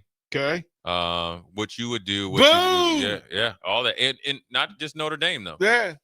Notre Dame's the big one because they don't have an excuse. All of them. Yeah, all of them, but Notre Dame's the worst. Anyway, Jay Foreman, DP Harrison. We'll be right back. Watch Old School live on Facebook, YouTube, or Twitch. Old School with Foreman and Orman on 93.7 The Ticket and theticketfm.com. Load up on meat and more this spring at The Mercado by Certified Piedmontese with great selections of T-bones, tomahawks, ribeyes, filet mignon, brisket, sirloin, and so much more. The Mercado has locations at 84th and Havelock, 30th and Yankee Hill, and now 85th and Old Cheney in Lincoln, where you can have $2 draft beer every Thursday night from 4 to 8 p.m. and half-price espresso drinks on Fridays from 8 a.m. to 2 p.m. Get to The Mercado today for the best meat in town. If you or anyone you care about is facing a family legal matter, call Cordell and Cordell today at 1-855-GET-LEGAL or visit CordellCordell.com to schedule your consultation. There's a lot on the line in divorce. This is Joe Cordell of Cordell & Cordell, the largest family law firm in the country, with over 35 years of helping clients navigate divorce. But being big doesn't mean less personal or less local. Our attorneys live and work in your community, and as neighbors, they understand the challenges your families face. Divorce touches all areas of your life: your home, savings, retirement, and of course, kids. So when you find yourself facing divorce, you need a partner you can count on. Visit CordellCordell.com to schedule your consultation. If you or anyone you care about is facing divorce, contact Cordell and Cordell today. With over 100,000 clients served, we understand the challenges you're facing on a personal level. Call Cordell and Cordell today at 1-855-GET-LEGAL. That's 1-855-GET-LEGAL. 1221 N Street, Lincoln. Attention parents of 8 to 12-year-olds. The Lincoln Children's Museum is opening a new exhibit designed specifically with them in mind. Mark your calendars for the grand opening on Saturday, December 13th from 9 a.m. to 11 a.m. On site, meet Love Nebraska volleyball players, including Lincoln's own Jordan Larson. Plus, the first 100 kids will receive a mini volleyball. Please note, fans must have a child with them to enter the museum. While you're there, be sure to check out the new Rock Wall, Book Nook, and Maker Studio. This event is free for members or included with regular daily admission. Learn more at lincolnchildrensmuseum.org. Select Plumbing and Utility has been serving Lincoln and the surrounding area for 14 years, and they're not slowing down. Select Plumbing and Utility handles all your plumbing needs, from faucets and water heaters to full renovations, and they can even help with your heating and cooling needs. They're also Lincoln's underground experts, repairing and replacing broken underground water and sewer lines since day one. Contact Select Plumbing and Utility today at 402-560-6197, assuring excellence in every situation, opportunity, and challenge. That's 402-560-6197.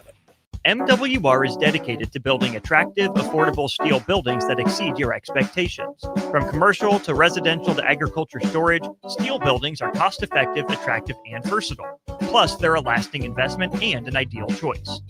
MWR uses Sentinel Building Systems out of Albion and can service you all over the state and region.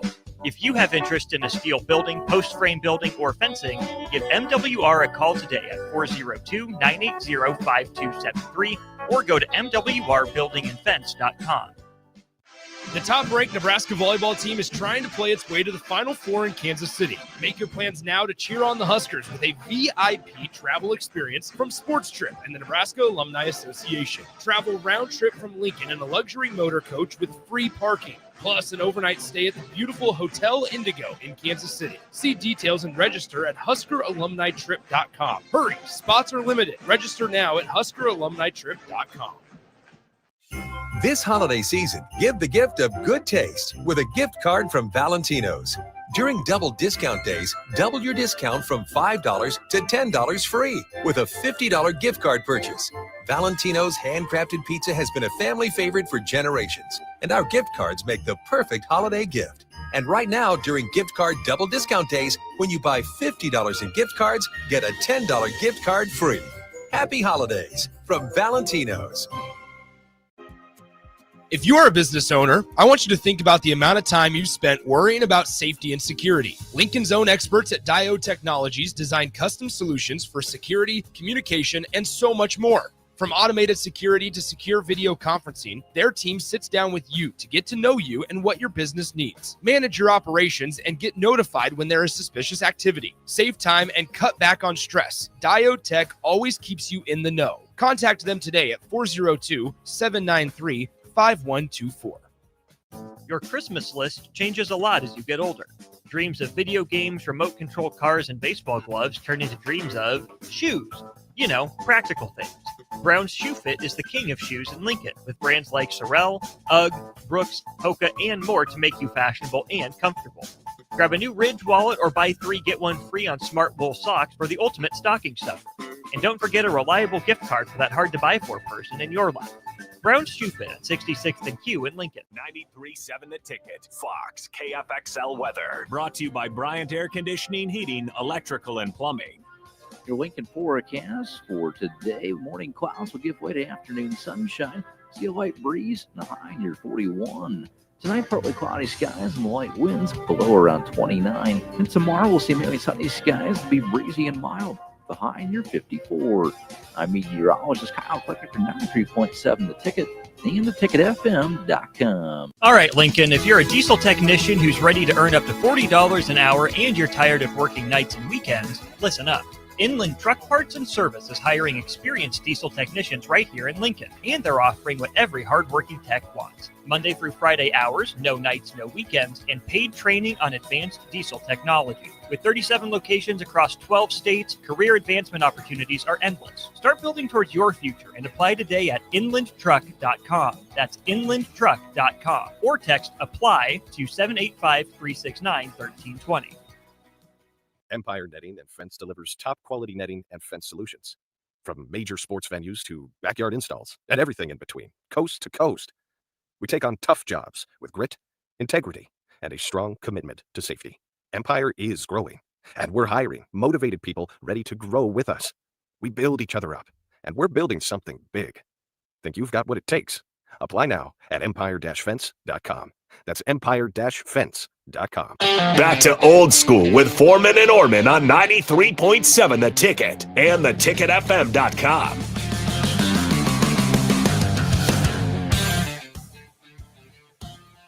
What up, 4 o'clock hour? Jay Foreman, second segment, DP, Harrison on the ones and twos. We're moving on to college football playoffs. A lot going on. Obviously, Indiana, real quick, was able to upset, or they didn't probably look at it as upset, beat Ohio State and really validate who they are and what their program is for the foreseeable future. It was a big victory. I do think, to be realistic, they got Ohio State at the right time. They played Purdue last week. Ohio State played Michigan, but they played hard. They made the plays, and then the longer that they stuck around, and they made some huge plays on defense. 4th and 1 stops. Pimped Ryan Day and then kicking the field goal, and they're a tough team. They're even better than they were last year. What has happened that we've allowed analytics people to get a hold of the fact that points on the scoreboard have less value now than ever before? It's style points now. Like if they kick the earlier field goal instead of going forward and getting stopped in the goal line, tie game, there's less pressure on this thing. Yeah. Right? You make different decisions along the way. We watched 4 different games over the weekend where somebody refused to kick a field goal because some analytic popped up that, hey, here's what you should do now. I don't know. That's why they have a scoreboard at the end of each stadium. Lets you know points matter. I think analytics really go out the window when you get in a championships type of game. Because a lot of those are emotion, flow of the game. Analytics don't know whether you like kicking inside or outside. Maybe they do, but they don't understand if you feel confident with it. The coach should know and know his players. And I'm sure Ryan Day and them have some regrets, but you got to tip your hat to Indiana. They had a little bit more in the tank. They made a couple more plays. They took more shots. They made 50-50 balls. They had a couple of deep routes that went really well, and then obviously Ohio State was not able to capitalize inside the red zone at all, or the green zone. Get points. Yeah, Like, get points just and get touchdowns. points on the board. And Yeah. you know what? Here's also what's a really good point that I haven't heard anybody say anything. Kirk Cignetti's staff has not changed. Coordinators have not changed. As much as he's won in the last 2 years, you would think that his coordinators, special teams coordinators included, be up for some jobs. And I'm sure they're up for some jobs, but they haven't left for those jobs. Brian Hartline, who 2 years ago was offensive coordinator, struggled a little bit. They brought in Chip Kelly, won national championship. This year, took it over. The offense started to really catch steam. Michigan was the cherry on top for him. He just got named a head coach at South Florida. Drastically, the offense looks significantly different a week later in ideal conditions, indoor. And so you cannot just gloss over that, because moving forward, Ryan Day is going to have to think about, well, I know I promised the AD that I was giving up play calling duties. I might have to start calling plays, because whether you think you can do it or not, and you're in the tournament now, and there's more time for Brian Hartline to focus on what he should be, which is, well, he's committed to 2 places, but you're the head coach. You're trying to put your staff together. You're trying to recruit. You're trying to portal. You're trying to relocate, right? Who knows? You're trying to meet with boosters. You're burning the candle at both ends. Ryan Day is going to have to either start taking over that, or you're going to have to call your boy Chip up and say, look, we don't want you for a long time. We just need you for right now for the next month. But that happens so often. It does. Like it's but it's hard though. Well, but to be that super sensitive to overreact. A week ago, Ryan Day was getting everything that he could want from his team. Mm-hmm. Literally everything. And then there are 3 plays that happen in the course of a battle against the number 2 team in the country. Right.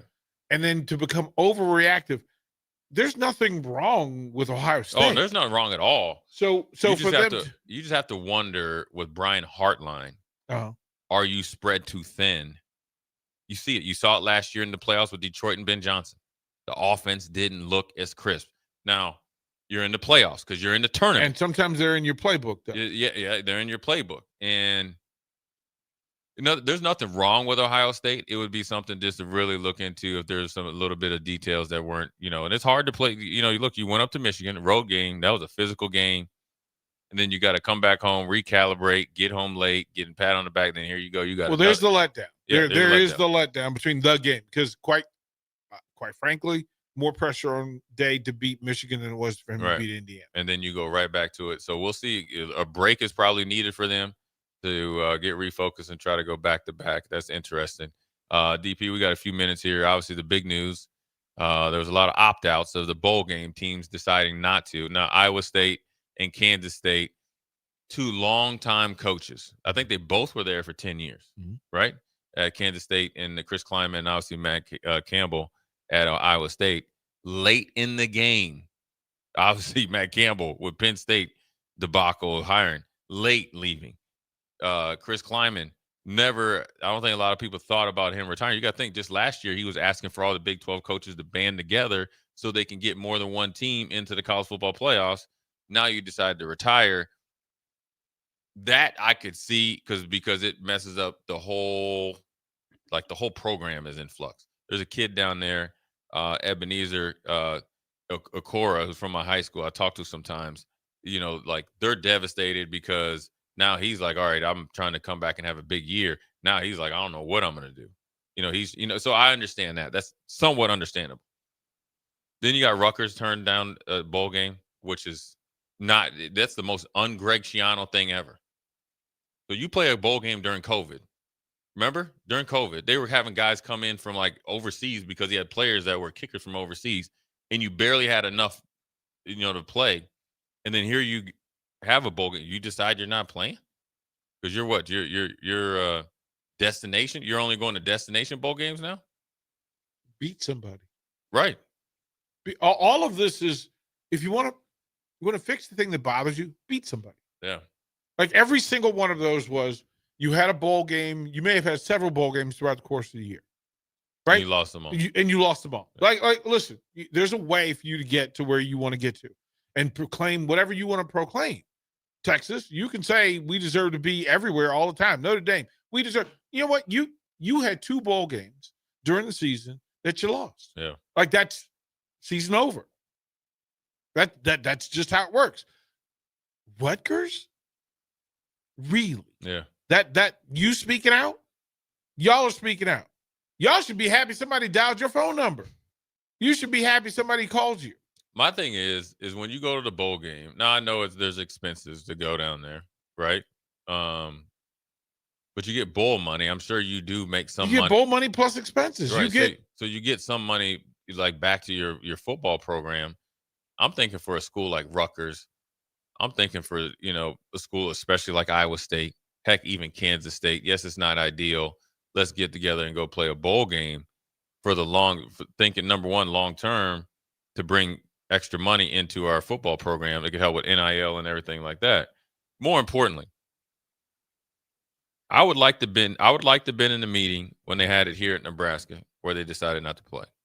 I would really like to been in that meeting with Notre Dame. Well, because I want to know who instigated the conversation. I want to know who said it. Who got the ball rolling? Who said it? Because I'd bet, and only thing I have an example of is when 9/11 happened, before the league shut down that week. Yeah. We had a team meeting the leaders of the team got up there, and obviously Coach Wade did said, look, we got to play. Look, this is not ideal, but we have a job to do. Right? So we have to go play. Now, a day later, the league, we took a week off, right? So if a coach says, I mean, it'd be so quick. Okay, I'm coach. We're playing. All right. Now, if who's playing? If you don't want to play, that's your choice. You ain't gonna be back here. So if you want to play, we playing. How simple is that? How simple is that? Right. That's it. This is not a discussion. I'm not taking your vote. You have 105 plus 105 plus some. To tell me that Notre Dame could get 60 of that 105 to commit to playing in a game, even if it's the bottom 60, if it's numbers 45 through 105, all the people who don't play, all your second and third string, you trying to tell me you couldn't get a month? All the Rudies and Vince Vaughns. And what you getting ready for? All the Rudies and Vince Vaughns. What else you got to do, right? Because you want to do something else is the focus. Right. You hadn't planned on having that time off.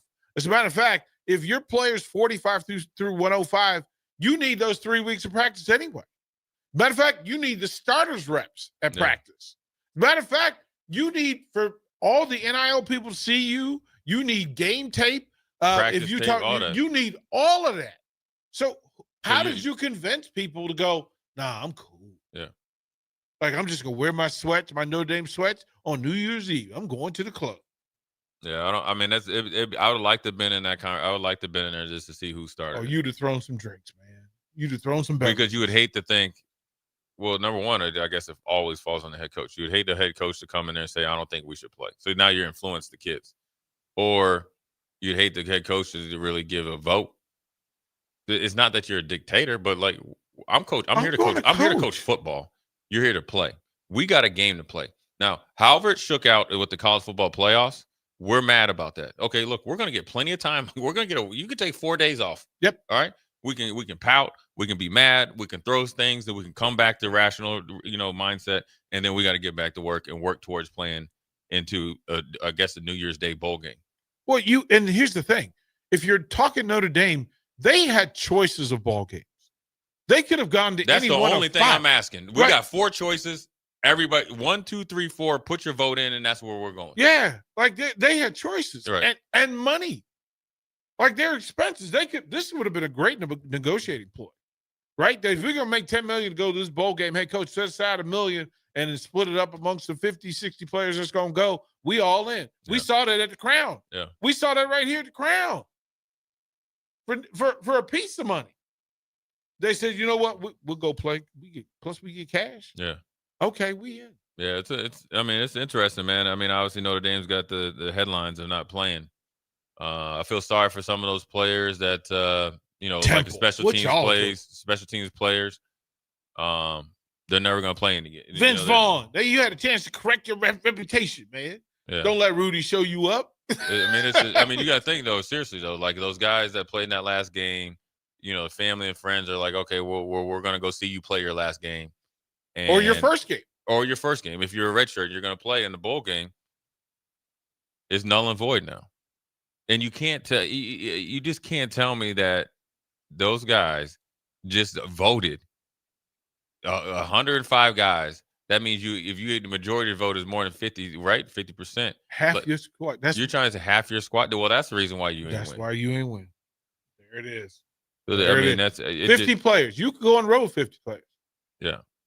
Plus, you got some other dudes. Like, that 105 is just a suggestion. Yeah. You got some other dudes. You could really try some things on offense. You got a freshman quarterback. You don't need Jeremiah Love and all that to run. You could get your third team running back. You can get some of your secondary offensive linemen. What if he wins the Heisman? Jeremiah Love? Yeah. He ain't winning. That's done now. Oh boy. Even if he was a front runner, which he wasn't, you ain't winning now. Oh boy. Yeah, it's boy. It's give me my vote back. Give me my vote back. Yeah. It's pretty interesting. Anyways, we'll take a quick break, come back. I want to ask DP during the break, and I want you guys to text in as well.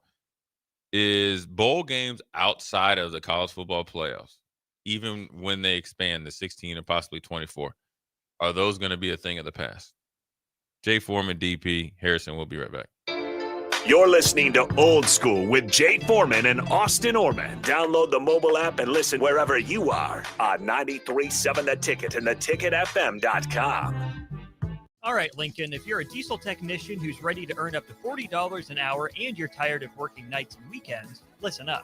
Inland Truck Parts and Service is hiring experienced diesel technicians right here in Lincoln, and they're offering what every hardworking tech wants. Monday through Friday hours, no nights, no weekends, and paid training on advanced diesel technology. With 37 locations across 12 states, career advancement opportunities are endless. Start building towards your future and apply today at inlandtruck.com. That's inlandtruck.com. Or text APPLY to 785-369-1320. When it comes to concrete, Stevens & Smith Construction doesn't stall. They go for the takedown.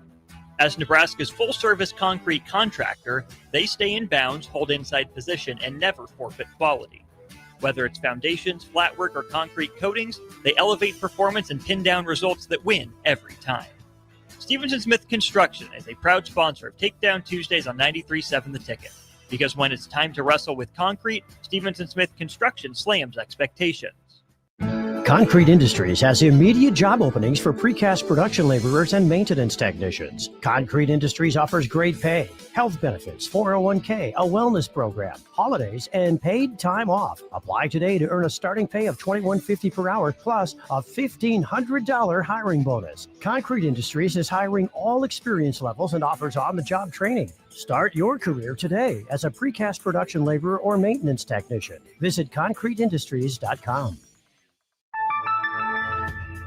If one of the things running through your mind as a business owner is the recurring worry of possible cyber attacks, you can let out a sigh of relief. Hamilton Business Technologies has you covered. As the official business IT partner of the Huskers, we offer real-time threat monitoring, advanced security protocols, and more to keep your data safe from harm. We care about the success of Nebraska businesses and communities like yours. Learn how we can help you at hamiltonisbusiness.com. If you're seeking a career with a growing company, Gaina Trucking and Excavating is hiring and looking for additions to their team. Gaina Trucking has a strong team culture, competitive pay, 401ks, and benefits like health, dental, and vision. Drivers are guaranteed 40 hours per week, even in the winter months, and are home every night. Start your career today at Gaina Trucking and Excavating. Apply today at gainatrucking.com. Attention parents of 8 to 12-year-olds. The Lincoln Children's Museum is opening a new exhibit designed specifically with them in mind. Mark your calendars for the grand opening on Saturday, December 13th from 9 a.m. to 11 a.m. On site, meet Love Nebraska volleyball players, including Lincoln's own Jordan Larson. Plus, the first 100 kids will receive a mini volleyball. Please note, fans must have a child with them to enter the museum. While you're there, be sure to check out the new Rock Wall, Book Nook, and Maker Studio. This event is free for members or included with regular daily admission. Learn more at lincolnchildrensmuseum.org. Get rid of pesky critters once and for all with Bats to Rats. Their expert team is here to help you reclaim your home. No more sleepless nights caused by crawling critters or flapping wings. Bats to Rats ensures a safe environment for every family member. Check the website at batstoRats.com for amazing offers. And if you mention this ad, you'll receive $10 off your initial inspection cost. Call Bats to Rats today at 402-781-8691. That's 402-781-8691. Bats to Rats. Sometimes good people make mistakes. When you find yourself in need of an attorney, call Liberty Law Group. The attorneys at Liberty Law Group will defend you in court and protect your freedom to get you the best possible outcome and the justice you deserve. Trust your freedom to Liberty Law Group, the best criminal attorneys in Nebraska and Iowa. Call them today at 877-404-5238. That's 877-404-5238. Or check them out online at libertylawgroup.com. Rick Heyman here from Sauter Heyman Jewelers. I want to personally thank our great customers for voting us once again the best of Lincoln. At the same time, we're celebrating our 120th year in business in the great state of Nebraska. You can count on Sauter Heyman for the very best quality, value, and customer service. When it comes to your jewelry needs, visit us at South Point, Grand Island, and the Outlet in downtown Lincoln. Visit us today at sauterheyman.com, and thank you for your continued trust after all these years. For remote starters, audio upgrades, and more, there's only one place to go. Auto Sounds of Lincoln at 48th and O. This holiday season, give the gift of good taste with a gift card from Valentino's. During double discount days, double your discount from $5 to $10 free with a $50 gift card purchase. Valentino's handcrafted pizza has been a family favorite for generations, and our gift cards make the perfect holiday gift. And right now, during gift card double discount days, when you buy $50 in gift cards, get a $10 gift card free. Happy holidays from Valentino's. Back to Old School with Foreman and Orman on 93.7 The Ticket and theticketfm.com.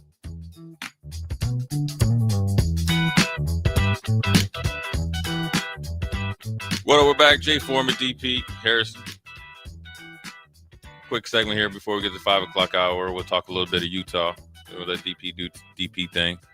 DP, do you think, looking at these bowl games here, I mean, you got the tax later. I mean, December 13th. December 13th. You got 2 weeks. You got 10 days. Yeah. Not even that. Today's the 8th. You got 5 days. Mm-hmm. Well, 5 days. You want your season to be over. 5 days. South Carolina State against Prairie View A&M. Boise State versus Washington. Jet Fish. Come on, brother. You're going to Inglewood, though. That's the Snoop Bowl. Yeah. Yeah, so you know what that's gonna be. You know what their swag bag gonna be. You know exactly. It's gonna be a lot of edibles in there. Vapor, the vapes. DP, do you think with the multiple teams dipping out that it's gonna be a trend, and all the bowl games besides the big ones will be null and void? No. There are too many people who have been getting paid well from these bowls for far too long. The big issue with college football, the reason why the bowl system and the playoff system had to evolve, the holdup all along was millionaires who own the rights to these bowl games who weren't going to concede. I'm not giving away my meal ticket. So then you have to get sponsors or people to buy into it. Okay, we'll pay you for it. What should happen as the playoff expands, more of the bowl games will have value. So the lesser bowls then get more value. It should. You get more value because it's worth more. You're going to end up with teams like Michigan and Minnesota at your bowl game. At the Sarsaparilla Bowl, now you get the Michigan Wolverines. Yeah. So instead of all that thing going to pass, instead of that being the old Indiana football team, right, who's happy to go to any bowl game, playing Maryland, no, you're getting a bowl game that means something.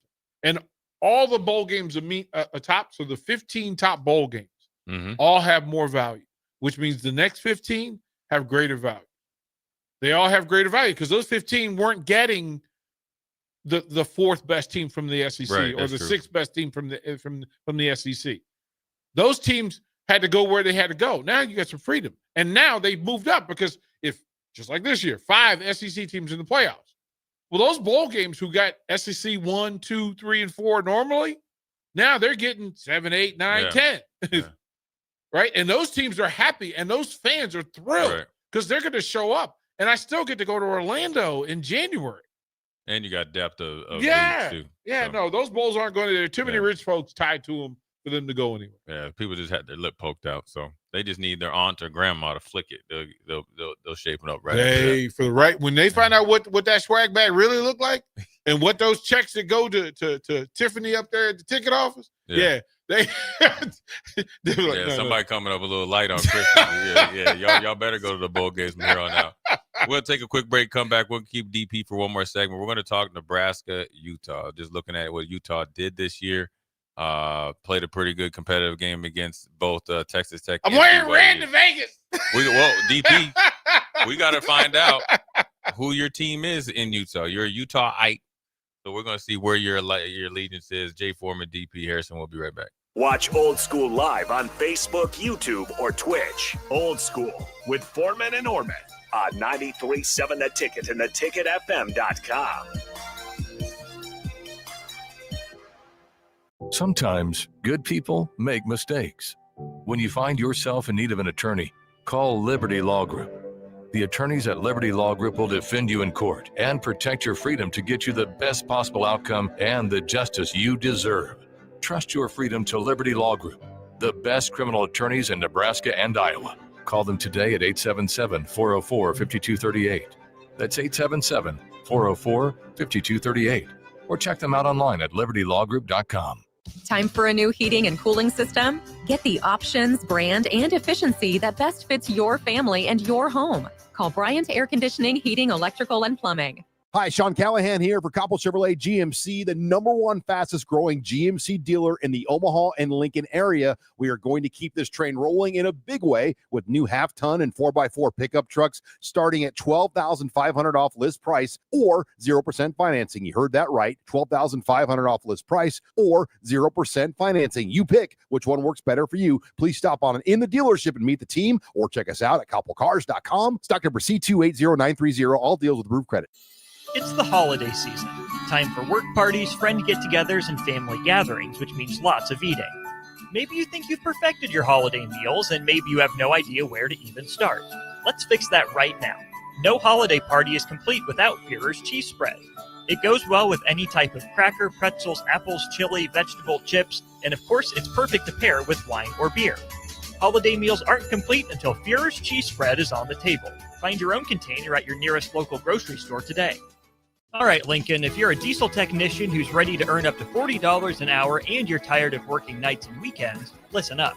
Inland Truck Parts and Service is hiring experienced diesel technicians right here in Lincoln, and they're offering what every hardworking tech wants. Monday through Friday hours, no nights, no weekends, and paid training on advanced diesel technology. With 37 locations across 12 states, career advancement opportunities are endless. Start building towards your future and apply today at inlandtruck.com. That's inlandtruck.com. Or text APPLY to 785-369-1320.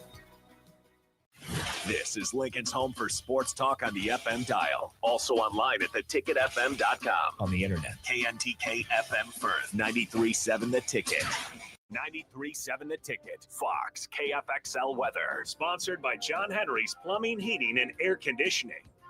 Your Lincoln forecast for today. Morning clouds will give way to afternoon sunshine. See a light breeze and a high near 41. Tonight, partly cloudy skies and light winds, below around 29. And tomorrow, we'll see mainly sunny skies and be breezy and mild, the high near 54. I'm meteorologist Kyle Flecker for 93.7 The Ticket and theticketfm.com. Make plans to be at the Icebox on Saturday, December 13th for Teddy Bear Toss Night as the Stars host the Dubuque Fighting Saints. Bring a teddy bear or stuffed animal from home or purchase one at the game. When the Stars score their first goal of the game, it's time to throw the bears and stuffed animals onto the ice, with all being donated to the Community Action Partnership of Lancaster and Saunders counties to help local children in need during the holidays. That's the Teddy Bear Toss on Saturday, December 13th with the Lincoln Stars. Jack Russell of Farm Bureau Financial Services is here to help you protect things that are most important to you. Whether it's your home, your family, or your future, Jack Russell has the proven experience to get the job done while developing authentic relationships with you. Give Jack a call today at 402-421-9100. Again, that's 402-421-9100. Or visit one of his 2 locations in Lincoln or Seward and learn how you can excel in the complicated world of insurance. Jack Russell of Farm Bureau Financial Services, a trusted and well-respected representative since 1999. For remote starters, audio upgrades, and more, there's only one place to go. Auto Sounds of Lincoln at 48th and O. If you're a business owner, I want you to think about the amount of time you've spent worrying about safety and security. Lincoln's own experts at Diode Technologies design custom solutions for security, communication, and so much more. From automated security to secure video conferencing, their team sits down with you to get to know you and what your business needs. Manage your operations and get notified when there is suspicious activity. Save time and cut back on stress. Diode Tech always keeps you in the know. Contact them today at 402-793-5124. Coming at you live from the heart of Lincoln, America. This is Old School, sponsored by the Mercado by Certified Piedmontese. Nebraska Football Hall of Famer Jay Foreman and Austin Orman. Old School with Foreman and Orman on 93.7 The Ticket and theticketfm.com. What up? We're back. Jay Foreman, DP Harrison, Old School, live in effect from 1040 O Street. All things Las Vegas Bowl. We're gonna dive into a little bit of Nebraska against the Utah Utes before we get into it, DP. We Okay. have to know. Okay. You're a Utahite. Now you're a Nebraskan, but you have a lot of roots in Utah. Yes. Are you a Utah Ute or are you a BYU Cougar? Okay, so I've explained this to Harrison a couple times. I'll explain it to everybody one more again, as we say culturally. One more again. In most cases, in a lot of sports, a lot of the rivalries, the most heated and nastiest of rivalries are red versus blue. I'm a DC native, so of course, Redskins in their red versus Cowboys in the evil blue, the Giants in the evil blue. So it was always kind of that way in working. Washington teams tend to have red in it as the focus and feature, Nationals, Caps, etc. So I tend to lean towards the red team. Mm-hmm. I tend to lean that way. When I was in Carolina blue and Duke blue versus NC State, I always rooted for NC State. Like I was just the blue. Yeah. The blue wasn't it for me. I go to Texas, right? You got to understand that at least the Texans had red. Yeah. Texans had red in the uniform. Cowboys didn't. So that was the easy pick. That was the easy swing. I'm in Utah. Red versus blue. Red versus blue. I had no blue in my closet the entire time I lived in Utah. There was no blue. They tried to sneak. Shout out Tom Holmoe, safety, right? Was their athletic director. He would try to slide some blue in there. He's a DP, take this. I was nope, not going to do it. Here in Nebraska, red versus blue, easy choice. Choose the red. I'm a Utah man. I'm not a BYU man. Mm-hmm. The fight song, and for Husker fans, as much as you want to go yell, go Big Red, it's not really going to work in Vegas because they're going to accept it. Oh, go on and give it to us. You will hear the song, "A Utah Man Am I." Those are the key final words to the song. Utah man am I. And that is what you're going to hear in Las Vegas. After every score, they got a dancing granny.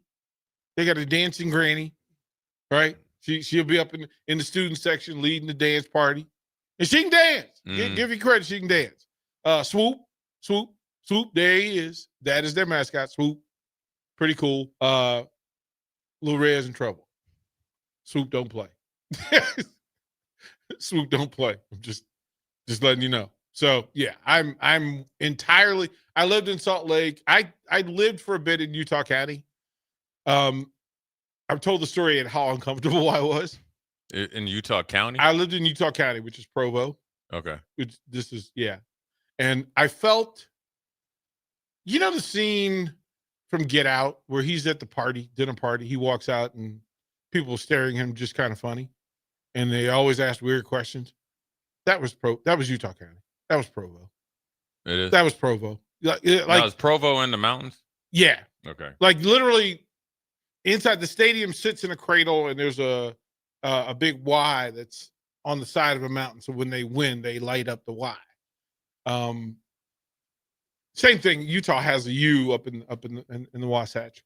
So yeah, there's different things. Bill Bush spent time there. Vince Getz, I was talking to him earlier today. His mom lives there, and I would say she's a Ute, not a Cougar. But yeah, definitely a Utah guy. Utah thinking Salt Lake City over Provo. Plus, I like caffeine, so there's there's that. Yeah. So Nebraska against Utah. Utah, I mean, obviously is coming in ranked number 15. So just barely on the outside looking in the college football playoffs, and you got to think they come in at 10-2 this year. They beat the brakes off of UCLA before Deshaun Foster was let go. Lost to Texas Tech at the time. Texas Tech wasn't the Texas Tech that we just saw Saturday. They were number 17.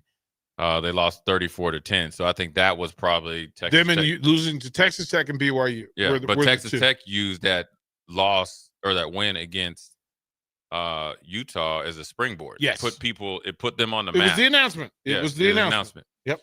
Well, then they come back and they go all the way out to West Virginia, Mhm. and they beat them by 34 points. Then they get Arizona State at home when Arizona State was ranked. Mhm. Beat them by 32 points. Great game. Then they go on the road, and what's that game called? The Holy War. The Holy War, and lose by 3 at BYU. Winnable game. And they welcome Dion to Salt Lake City. Paddle. This BTA. And then they take on Cincinnati. At that time, in November 1st, Cincinnati was a team that people talked about that could sneak in through the Big 12 into the college football playoffs. They could challenge Texas Tech. They commenced to beat the brakes off of Cincinnati. Mm-hmm. Then they go down to Baylor, DDT them. Mm-hmm. Then they go to Kansas State and win a shootout. Mm-hmm. Or at home at Kansas State against shootout. Then they go on the road in Kansas and beat them by 10. And next up is Nebraska New Year's Eve at 2:30 West Coast time, actually about 12:30 our time. Obviously Dampier is for real, and they're a well-coached team, a really good offensive line. Obviously they have 2 first-round picks, or at least one for sure, and then one potentially another one that probably might not play. But the thing about Utah, just from the time you're watching them, and that goes all the way back to when they upset Alabama in the Sugar Bowl, is they're going to be well-coached, they're going to be physical, and they're going to be motivated. Now, here's the motive. You're asking, why would Utah be motivated and teams like Notre Dame and Rutgers, of all people, aren't motivated to play? Last year, or maybe 2 years ago, it was actually 2 years ago, they played Northwestern when they had your boy, was it Cam Rising? Mhm. Yeah, they had Cam Rising and everybody else, and they lost. Don't think your boy Ty William is not going to have them motivated. Well, last year they had Ohio State, and they were up 2 scores, two touchdowns against Ohio State. Couldn't finish. Yeah. And that was without, Cam couldn't get it done for him. Yeah. With a backup. But here's the thing that happens with Utah. There's one, they deceive you. They deceive you into that this is straightforward football. No, schematically, they're all over the place.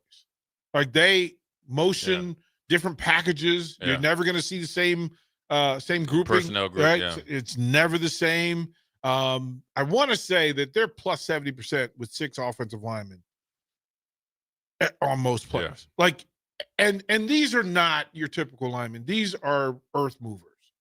But they're big athletic guys who can get their running back and their quarterback into space. Talented receivers, diabolical up front defensively, just violent up front. Athletic in the back end, can make plays. You can get some things against them because they take some chances and they blitz like crazy. A mobile quarterback, a quarterback who can run and hurt you. I want to say that there's 5 different 100-yard rushing games for the quarterback, and that's quarterbacks plural.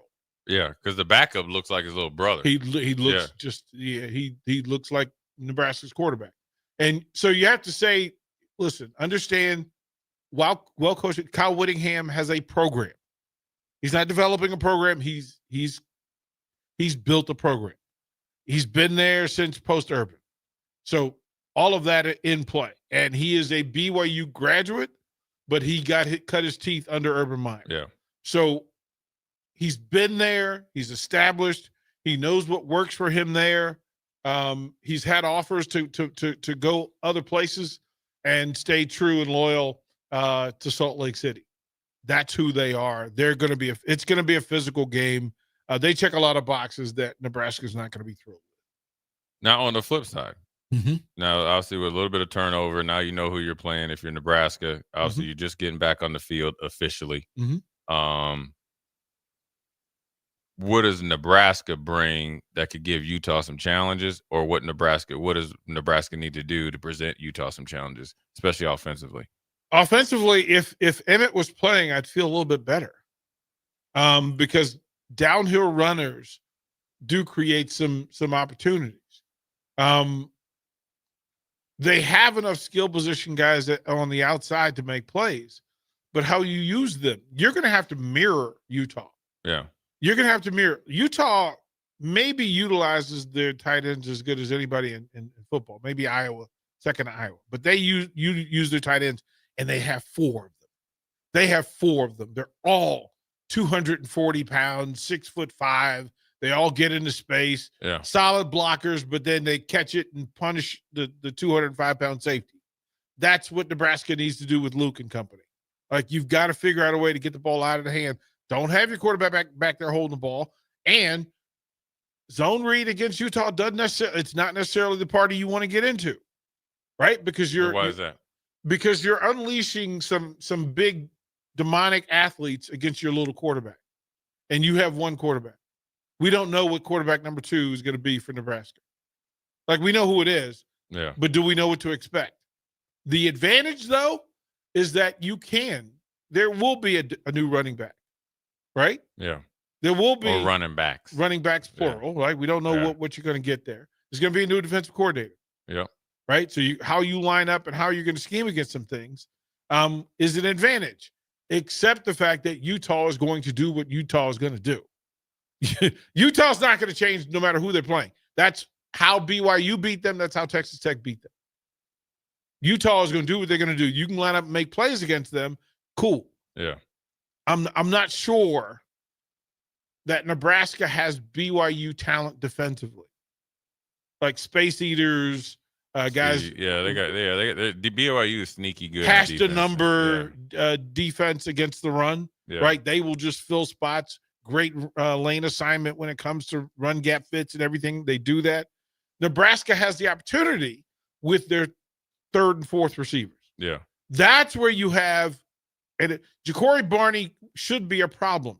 But what Utah may do, and we know Scally will figure out that Barney is far more dangerous in open space than any of the other 2. So then he may switch up and move his defenders around a little bit.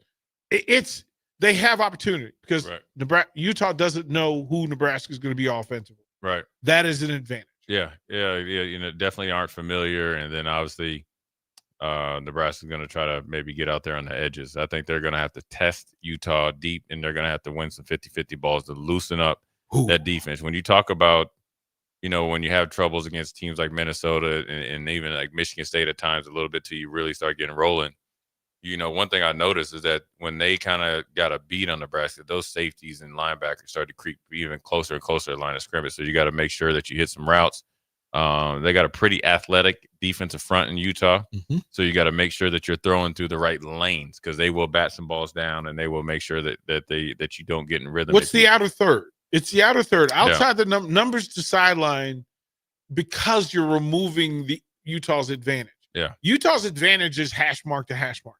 That's where their real advantage is. Even Texas Tech had problem with them hash mark to hash mark. When they got from hash to number, then some of the advantage was taken away. BYU was really good about stretching and getting that done. Yeah. Without Emmett, I'm not sure the stretch works. Right? Yeah. And I don't know that you want your young quarterback out there in the violent space because that's violent space. He could beat some people out there. Yeah. Until you're gonna you don't beat. you're gonna, like you said, you got 3 weeks. Somebody's got to step up. Yeah. Like big time. Like I always look at it like when you are a rotational player or you're waiting to get your chance, you're always looking at who's out there and it's like, man, I can do that. I just need a chance. Well, now you have a huge opportunity. Short throws to run the ball is going to be the key. Right. Like you're not gonna have 30 carries. Right. But from you your got to be running backs effective in every Utah. time you touch it. But it's got to be quick, short throws in the flat. Beat somebody in open space. Turn the 2-yard gain into a 20-yard gain. That's how Nebraska can win. Yeah, and then you have to be able to take advantage when Utah makes a mistake defensively and get in explosive plays or explosive plays. Because once you do that, whoever it is, if you get explosive plays, now the narrative changes. Well, man, we saw it in one game. Just how quickly the narrative changed when we see a TJ Lateef against UCLA. Now you got a lot of questions, and people are putting questions out there.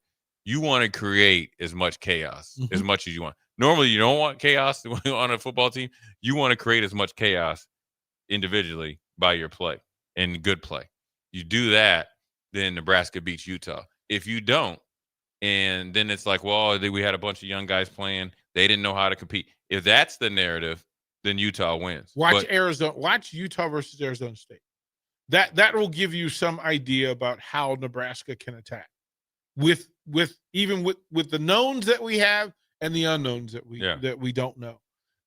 That's how you're going to attack them. That's how that should work. Cincinnati, you've seen Cincinnati enough to be able to look at how Utah defended a mobile quarterback. That's how they're going to defend Lateef. Yeah, and you also know that, one thing you can do against a really, really aggressive team that likes they play a lot of man, and where they might not, but you got to think they're not going to change much. You got to get some mesh routes, some crossing routes. Number one, that allows TJ Lateef easy throws. They're long out there. On the edges. Yeah. Yeah, they're long, man. Yeah. Those are not tiny corners. Right. Yeah. Remember Sean Smith? Yeah. Yeah. Number 24 from Utah, a really good corner, physical guy. So it'd be interesting. Nebraska goes down to Las Vegas. You got to stay focused. There's a lot of, Las Vegas, there's a lot of things to get you unfocused.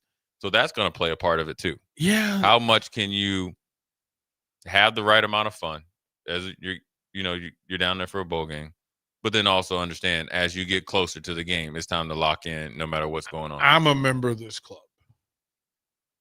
I'm going to quote, remember the Titans. How much fun are we going to have in Vegas, guys? Zero fun, sir. That's a business trip. Right. Listen, you go out there messing with Utah and have fun. Don't do that. Oh, yeah. Don't do. This is the only. There'll be team activity. This is the only. Listen, we can team activity. That's what I meant. In January, we can team activity this week. But after this week, when the girls' volleyball team is getting going, you know what? Work. You should be out working as hard. It's an opportunity for the bottom 60 players on Nebraska's roster. To elevate. Right. It is time, man. You've been at all these practices and all these meetings and all these film studies. It is time. You are no longer a red shirt or a walk-on. You're a player. Yeah. You're a Husker, and you have to get it done. You got to make plays on your resume because new coaches are everywhere. Yeah. And if you think you can settle into living off a past reward, there's a new defensive coordinator who don't know you like that. Yeah. There's a new offensive line coach. Don't know you like that. Right. Right. There's some new dudes. Take advantage of the opportunity. Yeah, it's a huge opportunity, man. It'll be interesting to see, the 1, 2, obviously, hopefully 3 or 4 names that come out of this game. Like, man, we thought he was good coming out of high school. We saw a couple flashes, but man, he ripped. Well, it's a Mosey game. This is a Williams game, right? It's a Mosey game. It's a Williams game. Right. It could be even like a Quentin Ives game. Yeah. It could be a Quentin All the Clark names game. we heard. Who's the tight end that we never use? Oh, it could be a Carter Nelson. Yeah, game. this could be a Carter Nelson game. Like there are guys. Now's the time. If you're the coordinator, let me ask you this before we go to Yeah. break. You got TJ Lateef. Yes. And obviously, being on the road at Penn State, the game got out of hand. Then he got hurt against Iowa. Say he's healthy. Let's assume that he's healthy or healthy enough to play. Do you air it out against Utah? Because here's what I'm asking. Yes, you're going to stick to a game plan, but am I going to be leaning more to passing the ball? Because this is the last time, I guess, before I make a decision or we make a decision or you make a decision, I get to see what you got. Short passes, short passes, clean windows, tight ends and slot receivers get the bulk of the ball. Running backs out of the backfield. Those are the three. They have to lead the way so that I can get vertical on the outside the numbers. Yeah. And I'm going to take 8-9 shots outer third, 30+ yards down the field. I'm going to take my shots. I need to win 2 or 3 of those for this to be a competitive game. Right. Like I don't need you to be 50% for the outside ball. I need for you to hit approach. I need for you to win 3 of 9 plus 30 yards outer third, where mostly good things can happen. So, and then you make the throws that only can help you, not hurt you. Yeah. I don't need it to bleed towards the number. I need it to either be up the sideline to the tape or out of bounds. Yeah. Take your shots. I mean, that's the mentality Indiana had. They're going to keep, punching, keep punching, keep punching. I mean, Devin Dampier plays, he's got 700 yards, and Sean Parker's got pretty much a G. Both of them are averaging over 5. Isn't that crazy? And then in the backup quarterback, Ficklin, that looks just like Dampier. Yeah, he got 500 yards. He averaged more yards than all of them. He might be the better runner. You hear this, right? You hear this, right? They and again, if you want to have an idea of what TJ Lateef could look like, what he and Trey could look like next year, take a look at these quarterbacks from Utah. That's literally the playbook for how you want to utilize them next year. They throw the ball, put up good numbers. They don't do anything exceptionally in the passing game other than the tight end. Everybody is in play. But I'm telling you, this game right now is like an old school Iowa game when they had Noah Fant and your boy Hawkinson. 2 NFL tight ends, right? Now in Utah's got 2 tight ends. They have 64 catches in between both of them, 9 touchdowns in between both of them. So they go to them in the field and in the red zone. They listen. You stop them. Obviously you got to stop the run, but you stop them in the red zone, then you'll be able to have a chance. And they can go deep. It's the belief that safeties and linebackers cannot be in 2 levels at the same time, right? And listen, if I'm going to run, I'm going to throw the hammer at you. The safeties start to creep up. They just do. Can't help it. They start. I need to be a helper. I need to be a helper. And then one time, pinch, gone. Yeah. They I mean, they're definitely, they like to play the way that they would need to play. But they also hate for teams to play against them the way they play against teams. They hate that. Right. So that's how you get them. Yeah, you got to keep them all balanced because those 2 tight ends and those defensive ends, number 90, number 0, they are a problem. So the problem was that we're up against the break. Jay Foreman, DP Harrison. We're going to take a quick break. We'll be right back. You're listening to Old School with Jay Foreman and Austin Orman. Download the mobile app and listen wherever you are on 93.7 The Ticket and theticketfm.com. Jack Russell of Farm Bureau Financial Services is here to help you protect things that are most important to you. Whether it's your home, your family, or your future, Jack Russell has the proven experience to get the job done while developing authentic relationships with you. Give Jack a call today at 402-421-9100. Again, that's 402-421-9100. Or visit one of his 2 locations in Lincoln or Seward and learn how you can excel in the complicated world of insurance. Jack Russell of Farm Bureau Financial Services, a trusted and well-respected representative since 1999. Are you looking for an exciting new way to put your skills to work? Explore new career options in the fintech industry at Currency, a Sandhills Global company. We offer full-time positions in financial sales, compliance, operations, and other fields. We also offer a 4.5-day work week and attractive benefits package and opportunities for advancement. Put your motivation to work and grow with us at Currency. Visit gocurrency.com/careers to learn more.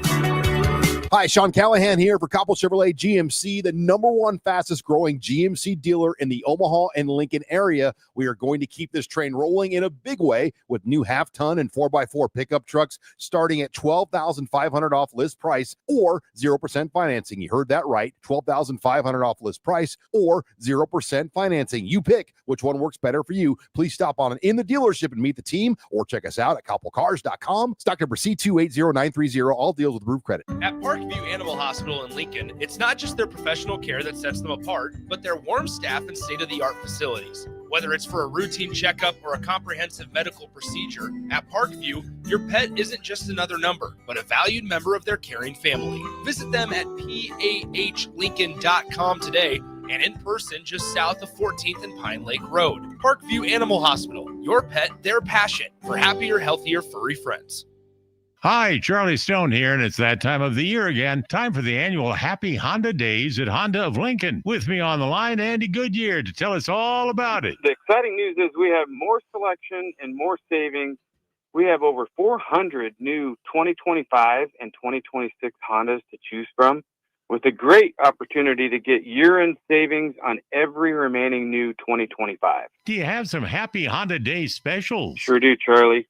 For example, you can lease a new 2025 Accord Sport Hybrid for just $349 a month, and we have financing from just 0% APR.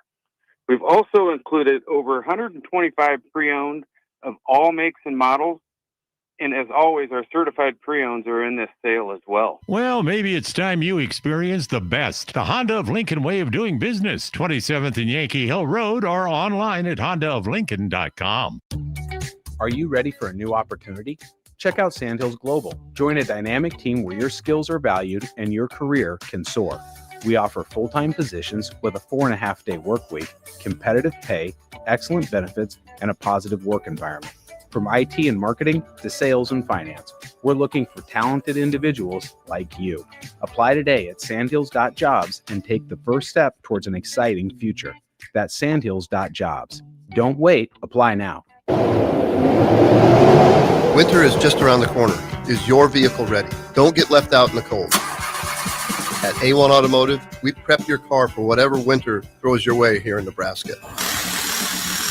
For battery checks, brake inspections, tires, heaters, whatever your car needs to keep you and your family safe on the road, we've got you covered. A1 Automotive, always honest answers. Mike, the insurance company wants us to replace the roof. Wait, what? I thought everything was fine. Yeah, it says right here our roof is too old and they won't be able to cover us anymore. I guess it is 15 years old. Hi, I'm Austin with Roofing Service Company. We help homeowners with their roofing and siding projects. Financing options are available, and we can get you under a new roof no time at all. If this sounds like you, visit roofingservicecompany.com. That is roofingservicecompany.com. The top-ranked Nebraska volleyball team is trying to play its way to the Final Four in Kansas City. Make your plans now to cheer on the Huskers with a VIP travel experience from Sports Trip and the Nebraska Alumni Association. Travel round trip from Lincoln in a luxury motor coach with free parking, plus an overnight stay at the beautiful Hotel Indigo in Kansas City. See details and register at HuskerAlumniTrip.com. Hurry, spots are limited. Register now at HuskerAlumniTrip.com. It's the holiday season. Time for work parties, friend get-togethers, and family gatherings, which means lots of eating. Maybe you think you've perfected your holiday meals, and maybe you have no idea where to even start. Let's fix that right now. No holiday party is complete without Führer's cheese spread. It goes well with any type of cracker, pretzels, apples, chili, vegetable, chips, and of course, it's perfect to pair with wine or beer. Holiday meals aren't complete until Führer's cheese spread is on the table. Find your own container at your nearest local grocery store today. Get rid of pesky critters once and for all with Bats to Rats. Their expert team is here to help you reclaim your home. No more sleepless nights caused by crawling critters or flapping wings. Bats to Rats ensures a safe environment for every family member. Check the website at batstorats.com for amazing offers. And if you mention this ad, you'll receive $10 off your initial inspection cost. Call Bats to Rats today at 402-781-8691. That's 402-781-8691. Bats to Rats. Alexa, play 93.7 The Ticket. Okay, playing 93.7 The Ticket. Alexa, turn down the lights. Dimming the lights. Alexa, order a pizza, the big one, all the toppings. Are you sure that's a good idea? Alexa. That's a lot of pizza for just one man. Alexa, just do it. Stop judging me, just do it. As you wish. Thanks, Alexa. You're my best friend. Back to Old School with Foreman and Orman on 93.7 The Ticket and theticketfm.com.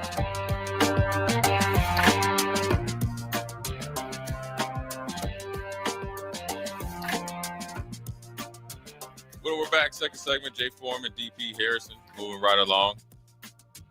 Pretty long segment. Not pretty long segment. About 10, 15 minutes here. DP wanted to give it just due to the men's and women's basketball team, along with the volleyball team. Obviously, they dominated. They move on. But I think that all the stuff going on with Nebraska football, the volleyball team dominating. I want to give Fred Hoiberg and Coach Amy Williams their flowers. Both teams are 9-0. If you hadn't heard, the women's basketball team, I think, scored 103 points. Most on the road. On the road. Most in the Big Ten for them. Mm-hmm. And obviously, the Husker men's basketball team beat the brakes off of Creighton, which is, I think, the win was significant. This win was actually, in my opinion, more significant because this is the first year I think it was expected and assumed Nebraska would win. So there's more pressure. They came in playing better than Creighton. They came in with people assuming that they should win, and they looked better, and then obviously they made it come to fruition. This is the first year that I thought this was a Nate Linzer team. I thought this was a Nate Linzer team. That the attitude defensively is how they set the tone for how they're going to play. Yeah. That it's not only defending and then they're communicating loud and in unison because everybody's calling out the same things, but they've added the physical factor. Right. They'll body up on you, right? They'll push you out. They'll battle in the space. And then to get players who decide that they're going to do the thing that helps them win rather than the thing that makes them feel good. Right. To have Berkay understand what he needs to do in order to help this team win. If he's going to double-digit rebound, this team's going to win games, right? Because you're taking some of the burden off Rienk Mast, right? Because folks will double on Rienk Mast to keep him from getting double, right? But then Sam Hoiberg sneaks in and pulls 5 rebounds a game, right? So you've got those things in play, and defensively, that they will come off the bench and defend for a defensive play sequence, right? Like their life depended on, and then go sit down. Jamarcus will come in and say, you know what? I'm going to get in passing lanes. I'm going to get my hand on loose passes. I'm not allowing anybody into the middle of the floor. You can beat me to the wing, but you're not going to beat me to the middle. That's what looks different about Nebraska. Right. And that it seemed like a mindset that we're going to be good defensively, we're going to be sound, but we're also going to be physical, and we're not going to get beat up on the board. Yeah, and Rienk Mast, he was good before he got hurt. I think that year off helped him, and he's been spectacular. But I also think, the way that they approached the portal was strategic. It wasn't sexy, right? But they got shooters. But I think also the spacing on the floor is the best it's been in a long time based on getting some guys that can actually knock down some shots. And I think Berkay is, number one, he's in better shape. I think he's more familiar and more comfortable. Better haircut, too. Yeah, better haircut. But I think he's in a better place that he's familiar with, the whole basketball program. So you're getting the best version of him. And also, I think when you're bringing in some good competition, it raises his level as well. And he's been pretty consistent. So, and they have more depth this year, I think. Well, the minutes matter. Yeah. The minutes matter now. I mean, Garcia comes in and has quite simply listened to what they want of him when he's on the floor. Go out there and shoot. Be a threat. Go out there and play free. Use your length. We'll do that. Jamarcus, open. It's a green light, bro. Yeah. Green light. We trust you now. We trust you to do that. Sam will tell you in full that he has rules of engagement. and then he will use those rules. Sometimes it's for him to take the open three. Sometimes it's to put it on the floor and create havoc. And when he does, he's added the thing that he'll actually finish now. Yeah, that's what I was about to say. He'll actually finish. Instead of penetrating the kick, he'll penetrate for points. And that's a difference maker. Yeah, I know that, when Braden Frager, he redshirted, and big thing for Fred is even when you're redshirting, you get better, you develop. Well, you're seeing it now. You're seeing it with Sam Hoiberg. You see it with Braden Frager, obviously a local product coming off the bench and starting sometimes, but he's been very, very effective. I think he gives him flexibility to guard like 1 through 3, especially even in the Big Ten. But he's able to shoot some threes, and he's pretty athletic, and he's got some more oomph to him as far as some size. And so, look, Sam Hoiberg, the ability with his strength and his build, he also, he reminds me of his old school Vinnie Johnson. From the Detroit Pistons, kind of a little bowling microwave, ball. Microwave. Yeah, rocked up. He creates separation with how big he is, upper body, and he shoots it pretty well. More importantly, down the stretch, he's going to make free throws, and he's going to make the heady play. We've seen it in the Kansas City. Coach's kid. Yeah. But I also like the fact they gave him partners. He's got a partner in crime now. Yeah, like Kale gives you the partner in crime. I think we may have called his state championship game. We put up 30 plus, and we said, okay. You're a deal. Yeah. Like this makes sense. Like this makes actual sense. And then, not for nothing, but there's still 2 or 3 players that we haven't seen. Yeah. That can help this team in the Big Ten. Oogie's gonna be a baller. Like that. I think people don't know how excited I am about having this man. And then Leo, we watched him in international play playing against grown men. So he's not going to shrink in the Big Ten. Yeah. He's not going to, okay, these are big guys and it's a little bit more physical. Nope. You have players that can help this team. Garcia's upside and his ability he's 2 levels better than he was opening night. Yeah. Opening night, he didn't move with that kind of confidence. He certainly didn't get in rhythm.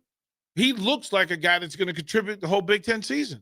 Bravo to them all. Like for Fred and Lenzer and company for getting this group to play the right way, rather than what's easiest. And it works. It's refreshing because everybody's playing through the main cogs. Stanford obviously I think is big. I think he was sneaky athletic where people didn't give him enough credit. I think he gives him flexibility defensively as well. And he comes from a good program. I was a good program built by McCaffrey. Obviously he's gone. And so the additions they made have been really, really solid. DP, we got some text here for you or for us. 8503 says Cale Jacobson's a coach's kid too. So obviously it shows out. Yeah. Sean in Lincoln says all credit to Sam Hoiberg, his toughness and his energy sets the tone so much more than a coach's son. Thomas in Lincoln, this is a football coach. DP, who are you taking? Utah or Nebraska? Both are red. Man, I don't do forecasts. I am consistent. Thomas and Lincoln. I am consistent. I am consistent. Harrison, do I lie? No, you've been. I've been consistent from day one. I don't do that because, one, there's a conflict of interest, right? To really kind of tell what you know about things behind the scenes, that sort of thing. Yeah. And that Jay and I will game process a little differently, but similarly. I will go into the tape room. Yeah. And I have a reason for what I think and what I believe. I can tell you matchups over the course of the next couple of weeks.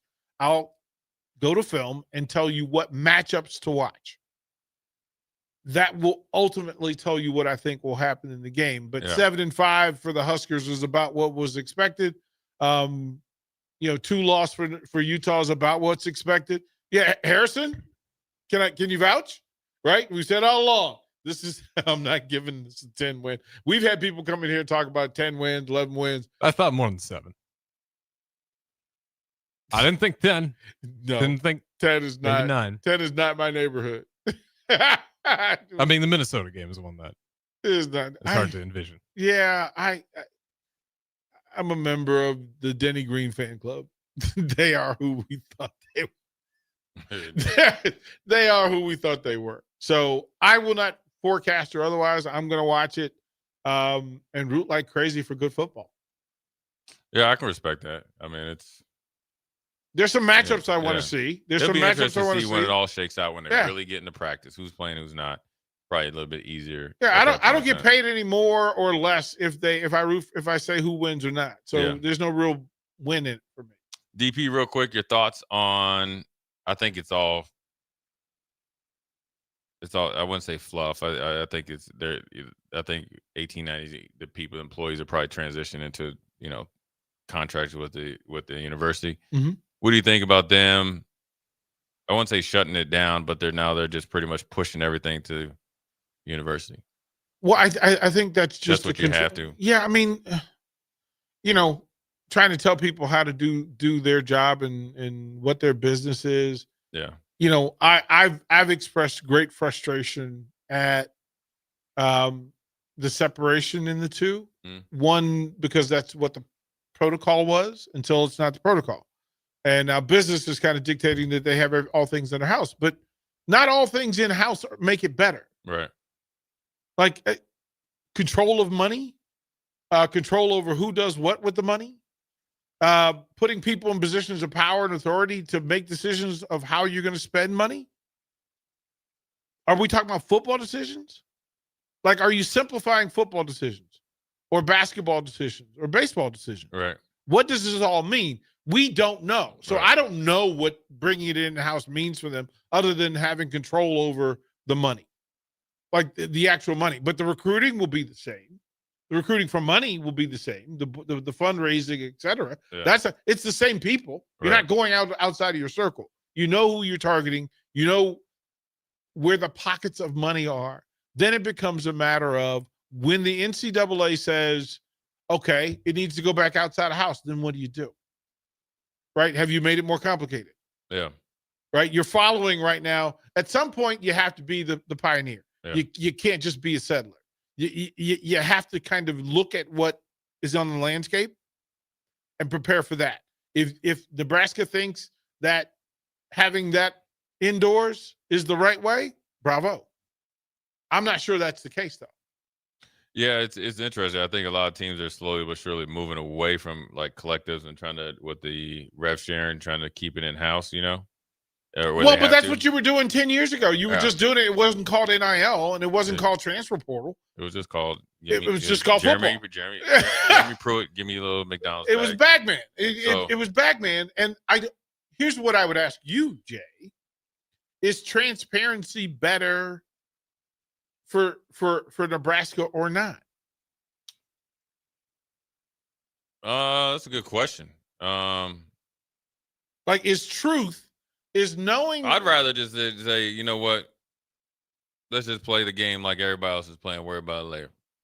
So if you're going to do what everybody else is doing, then you're going to accept break bread. You're going to accept the responsibility, because that's what you were doing before. I'll be just willing to bet that NCAA don't do anything. But 7 years ago, was Nebraska where Nebraska football should be?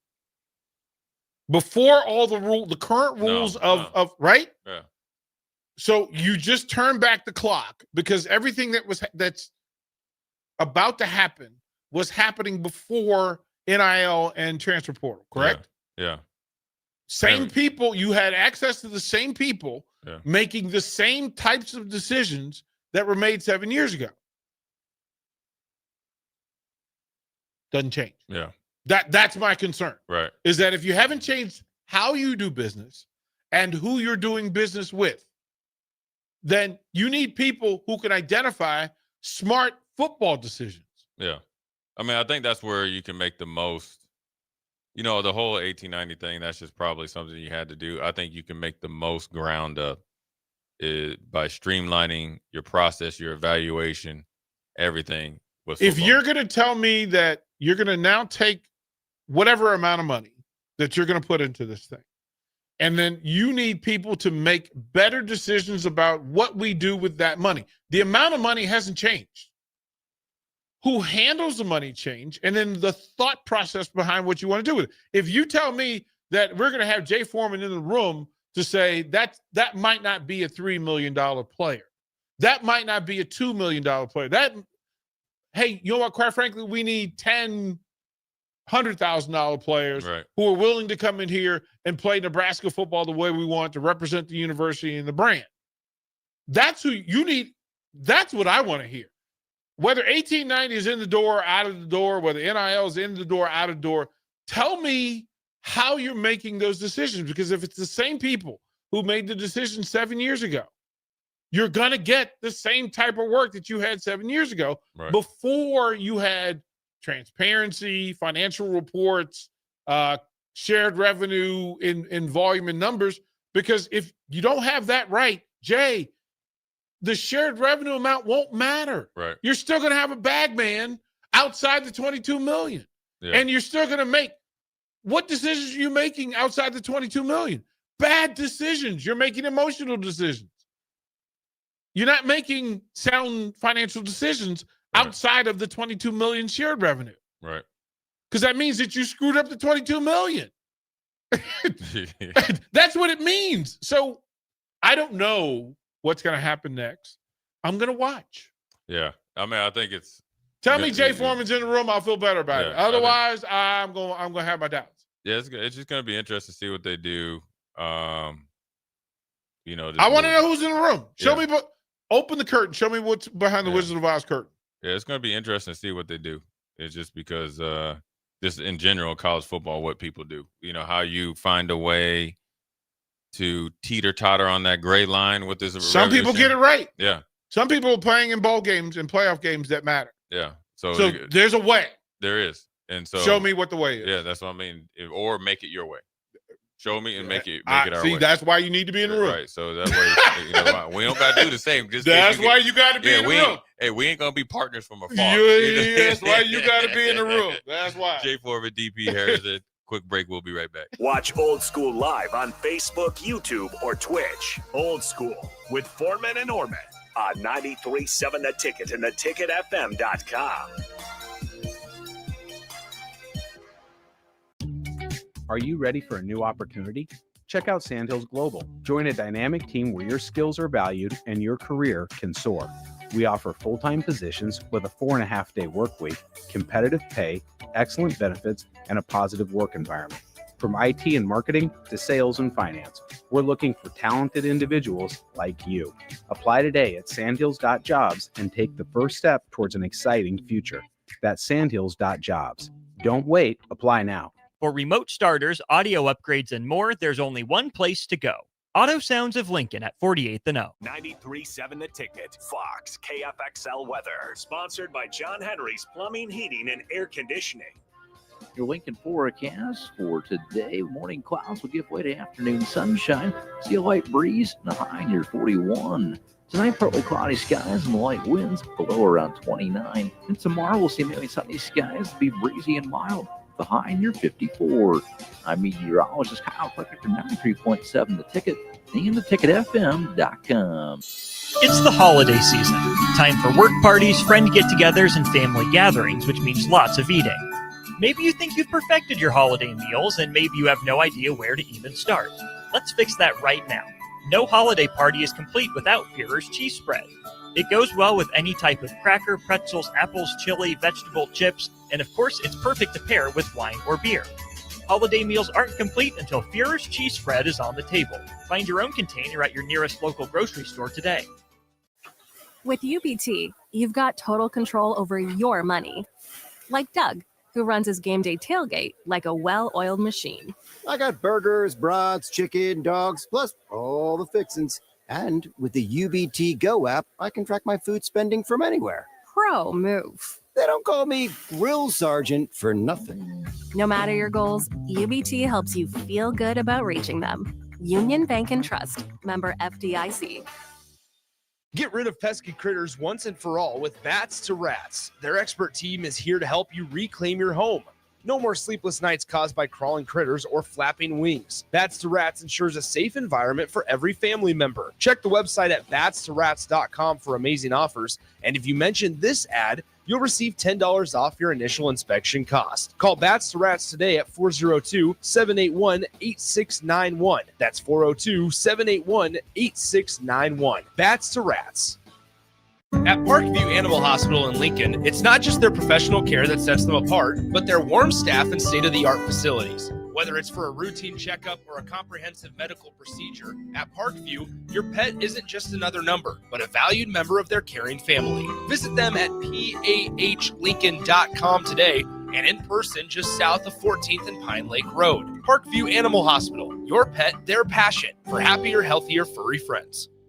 If you or anyone you care about is facing a family legal matter, call Cordell and Cordell today at 1-855-GET-LEGAL or visit CordellCordell.com to schedule your consultation. There's a lot on the line in divorce. This is Joe Cordell of Cordell & Cordell, the largest family law firm in the country, with over 35 years of helping clients navigate divorce. But being big doesn't mean less personal or less local. Our attorneys live and work in your community, and as neighbors, they understand the challenges your families face. Divorce touches all areas of your life: your home, savings, retirement, and of course, kids. So when you find yourself facing divorce, you need a partner you can count on. Visit CordellCordell.com to schedule your consultation. If you or anyone you care about is facing divorce, contact Cordell and Cordell today. With over 100,000 clients served, we understand the challenges you're facing on a personal level. Call Cordell and Cordell today at 1-855-GET-LEGAL. That's 1-855-GET-LEGAL. 1221 N Street, Lincoln. Mike, the insurance company wants us to replace the roof. Wait, what? I thought everything was fine. Yeah, it says right here our roof is too old and they won't be able to cover us anymore. I guess it is 15 years old. Hi, I'm Austin with Roofing Service Company. We help homeowners with their roofing and siding projects. Financing options are available, and we can get you under a new roof no time at all. If this sounds like you, visit roofingservicecompany.com. That is roofingservicecompany.com. Hey Husker Nation, this is Todd Euler, two-time national champion, here to talk to you about Window World Lincoln. At Window World, we specialize in replacement windows, doors, siding, and roofing. Whether you're looking to enhance the beauty of your home or increase its energy efficiency, we've got you covered. And here's the best part. We offer the best for less. Our team is dedicated to providing top quality products and exceptional service at affordable prices. We want to earn your business and make your home improvement dreams a reality. So why wait? Contact Window World Lincoln today at 464-7313 or visit our website at WindowWorldLincoln.com. Window World Lincoln, where quality meets affordability. At Fairway Meat Market, you're family, and as part of the family, they want to save you money on your meat and groceries. The holidays are here, and Fairway has everything you need for charcuterie boards, shrimp trays, party platters, wine, beer, spirits, and so much more. Plus, custom fresh cuts on USDA choice or prime grade beef, all natural pork, fresh chicken, and seafood. Your holiday meals start at Fairway Meat Market in the Rockledge Square Shopping Center, just south of 84th and Van Dorn. Make plans to be at the Icebox on Saturday, December 13th for Teddy Bear Toss Night as the Stars host the Dubuque Fighting Saints. Bring a teddy bear or stuffed animal from home or purchase one at the game. When the Stars score their first goal of the game, it's time to throw the bears and stuffed animals onto the ice, with all being donated to the Community Action Partnership of Lancaster and Saunders counties to help local children in need during the holidays. That's the Teddy Bear Toss on Saturday, December 13th with the Lincoln Stars.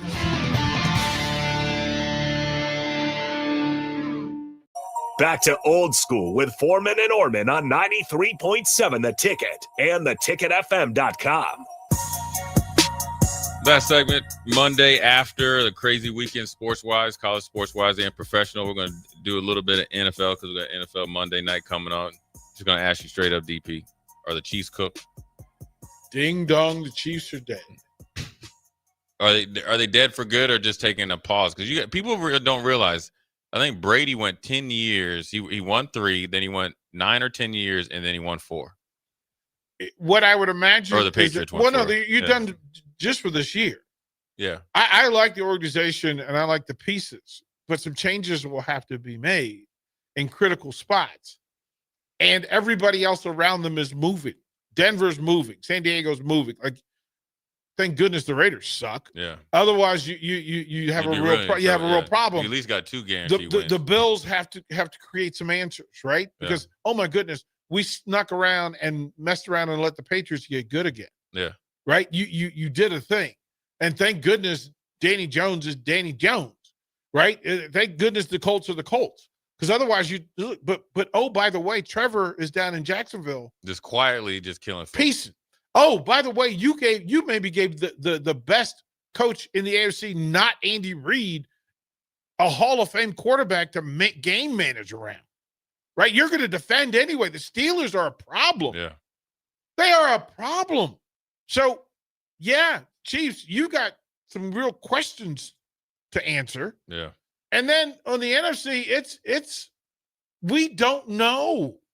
We can't trust Green Bay. We can't trust Harrison. Sorry, Y'all, that was one to get. We'll get him back. That was one to get. 2 weeks. No, but that's not how That's the you last become game of the great. season, right? That's Bears thinking. Stop that nonsense. Y'all should have beat Green Bay at their crib yesterday. Mm-hmm.